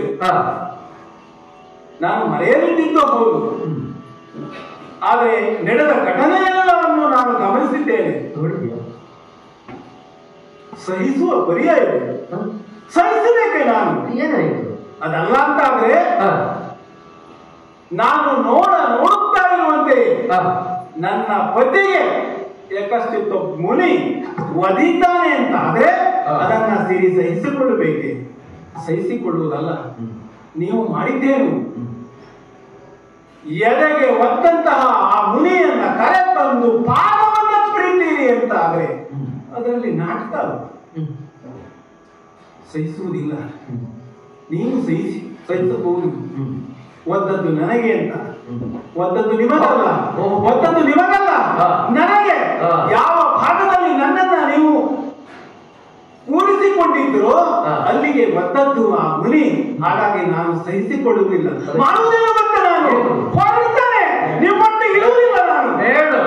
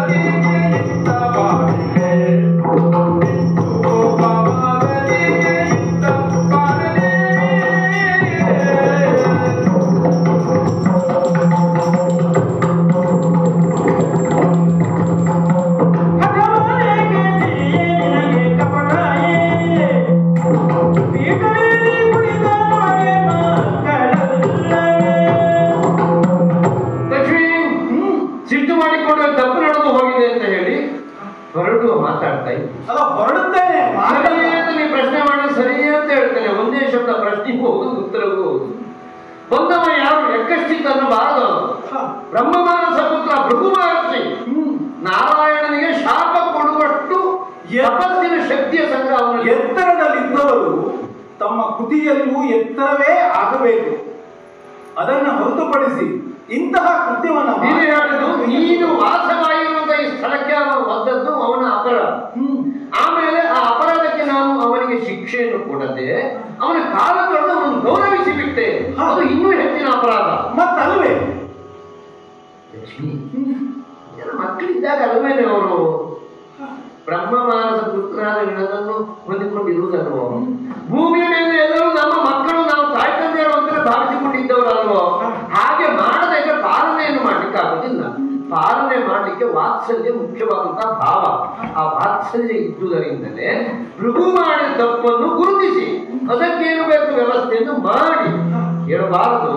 ಆ ನಷ್ಟ ಇರುವಂತ ಕಳ್ಕೊಂಡವನಿಗೆ ಗೊತ್ತು. ಅದನ್ನು ನಾನು ದೊಡ್ಡ ಮಾಡೋದಲ್ಲ. ಅವನಿಗೆ ಬೇಕಾದನ್ನ ಶಿಕ್ಷೆ ಕೊಟ್ಟಾಗಿದೆ. ನೀನು ಸಿಟ್ಟು ಮಾಡಿ ಹೊರಡುವ ಮಾತಾಡಬೇಡ. ನೆನಪಿರ್ಲಿ, ಗಂಡ ಹೆಂಡತಿ ಒಂದು ರಥದ ಎರಡು ಚಕ್ರಗಳಿದ್ದಾಗೆ, ಮಾತು ಮತ್ತು ಅರ್ಥಗಳಿದ್ದಾಗೆ ಹೋಗಬೇಡ. ನಾನು ಇಲ್ಲೇ ಇದ್ದು ನಿಮ್ಮ ಮಾತನ್ನ ಕೇಳಿದ್ರೆ ನೀವು ಮತ್ತೆ ನಮ್ಮನ್ನ ಮುಟ್ಟುತ್ತೀರಿ, ಕರೀತೀರಿ, ಎಲ್ಲವೂ ಸರಿ. ಹಾಗಾಗಿ ಮುಟ್ಟಬೇಡ.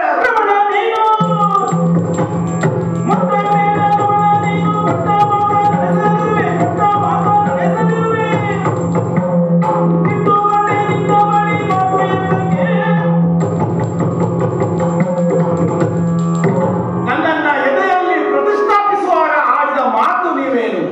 ಸರಿ, ಈಗ ಎಂದೂ ಕೂಡ ನಿನ್ನ ಮನಸ್ಸಿಗೆ ನೋವು ಉಂಟು ಮಾಡದ ರೀತಿಯಲ್ಲಿ ನಾನು ಸ್ವೀಕರಿಸ್ತೇನೆ, ನಾನು ನೋಡ್ತೇನೆ ಎಂಬುದಾಗಿ. ಆದ್ರೆ ಯಾವ ಮಾತು ನೀವು ಕೊಟ್ಟಿದ್ದೀರೋ, ಆಡಿದ್ದೀರೋ, ಆ ಮಾತು ಇಂದು ಅರ್ಥವನ್ನ ಕಳೆದುಕೊಂಡಿದೆ. ಯಾಕೆ ಅಂತ ಹೇಳಿದ್ರೆ,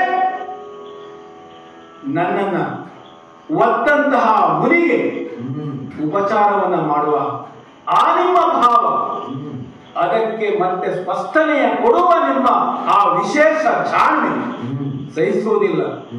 ಅಗತ್ಯ ಇಲ್ಲ. ನನ್ನನ್ನ ಮುಟ್ಟುವ ಅಗತ್ಯ ಇಲ್ಲ, ನನ್ನನ್ನ ಕರೆಯುವ ಅಗತ್ಯ ಇಲ್ಲ. ಈಗ ಮತ್ತೆ ನಾನು ಒಂದು ಕ್ಷಣವೂ ಇರ್ಲಿಕ್ಕಿಲ್ಲ. ಹೊರಟೆ ಹೋಗ್ತಿಲ್ಲೇ ಹೋಗಿ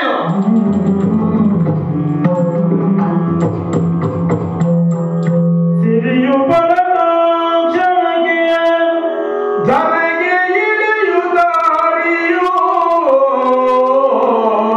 ಧರೆಗೆ ಇಳಿಯುತ್ತಾರಿಯೋ.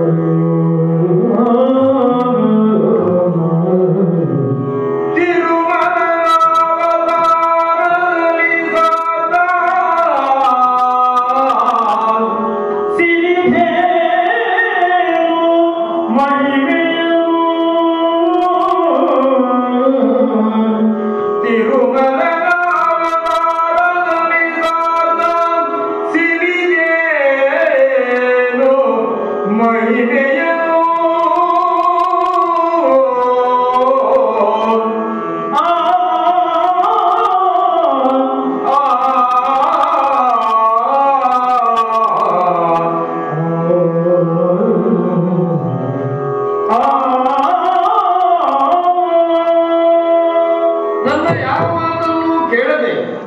ಸಹನೆಯನ್ನು ಕಳೆದುಕೊಂಡಂತಹ ಲಕ್ಷ್ಮಿ ವೈಕುಂಠದಿಂದ ಇಳೆಗೆ ಇಳಿದೇ ಹೋಗಿವೆ.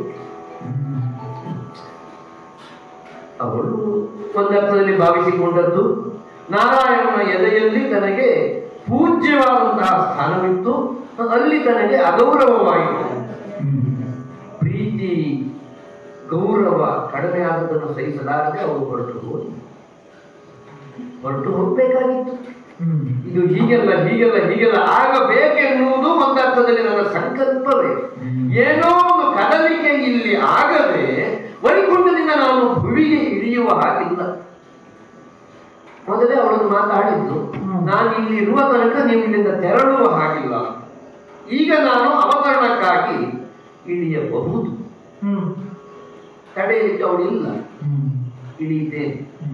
ಇಳಿಯುವಲ್ಲಿ ಒಂದು ನನ್ನ ಸಂಕಲ್ಪ, ಮತ್ತೊಂದು ಜಗದ ಜನಗಳಿಗೆ ಒಂದು ಭಾವನಾತ್ಮಕವಾದ ಸಂದೇಶ. ಒಟ್ಟಿಗೆ ಇರಬೇಕಾದರೂ ಒಬ್ಬರು ಅಗಲಿ ಹೋದರೆ ಅವರನ್ನು ಹುಡುಕಿಕೊಂಡು ಮತ್ತೊಬ್ಬರು ಹೋಗಿ ಸೇರಿಕೊಳ್ಳಬೇಕು. ನಾನು ಧರೆಗಿಳಿದಾಗ ಲಕ್ಷ್ಮಿ ಇಳಿದುಬಂದು ನನ್ನನ್ನು ಸೇರಿಕೊಳ್ತೀನಿ.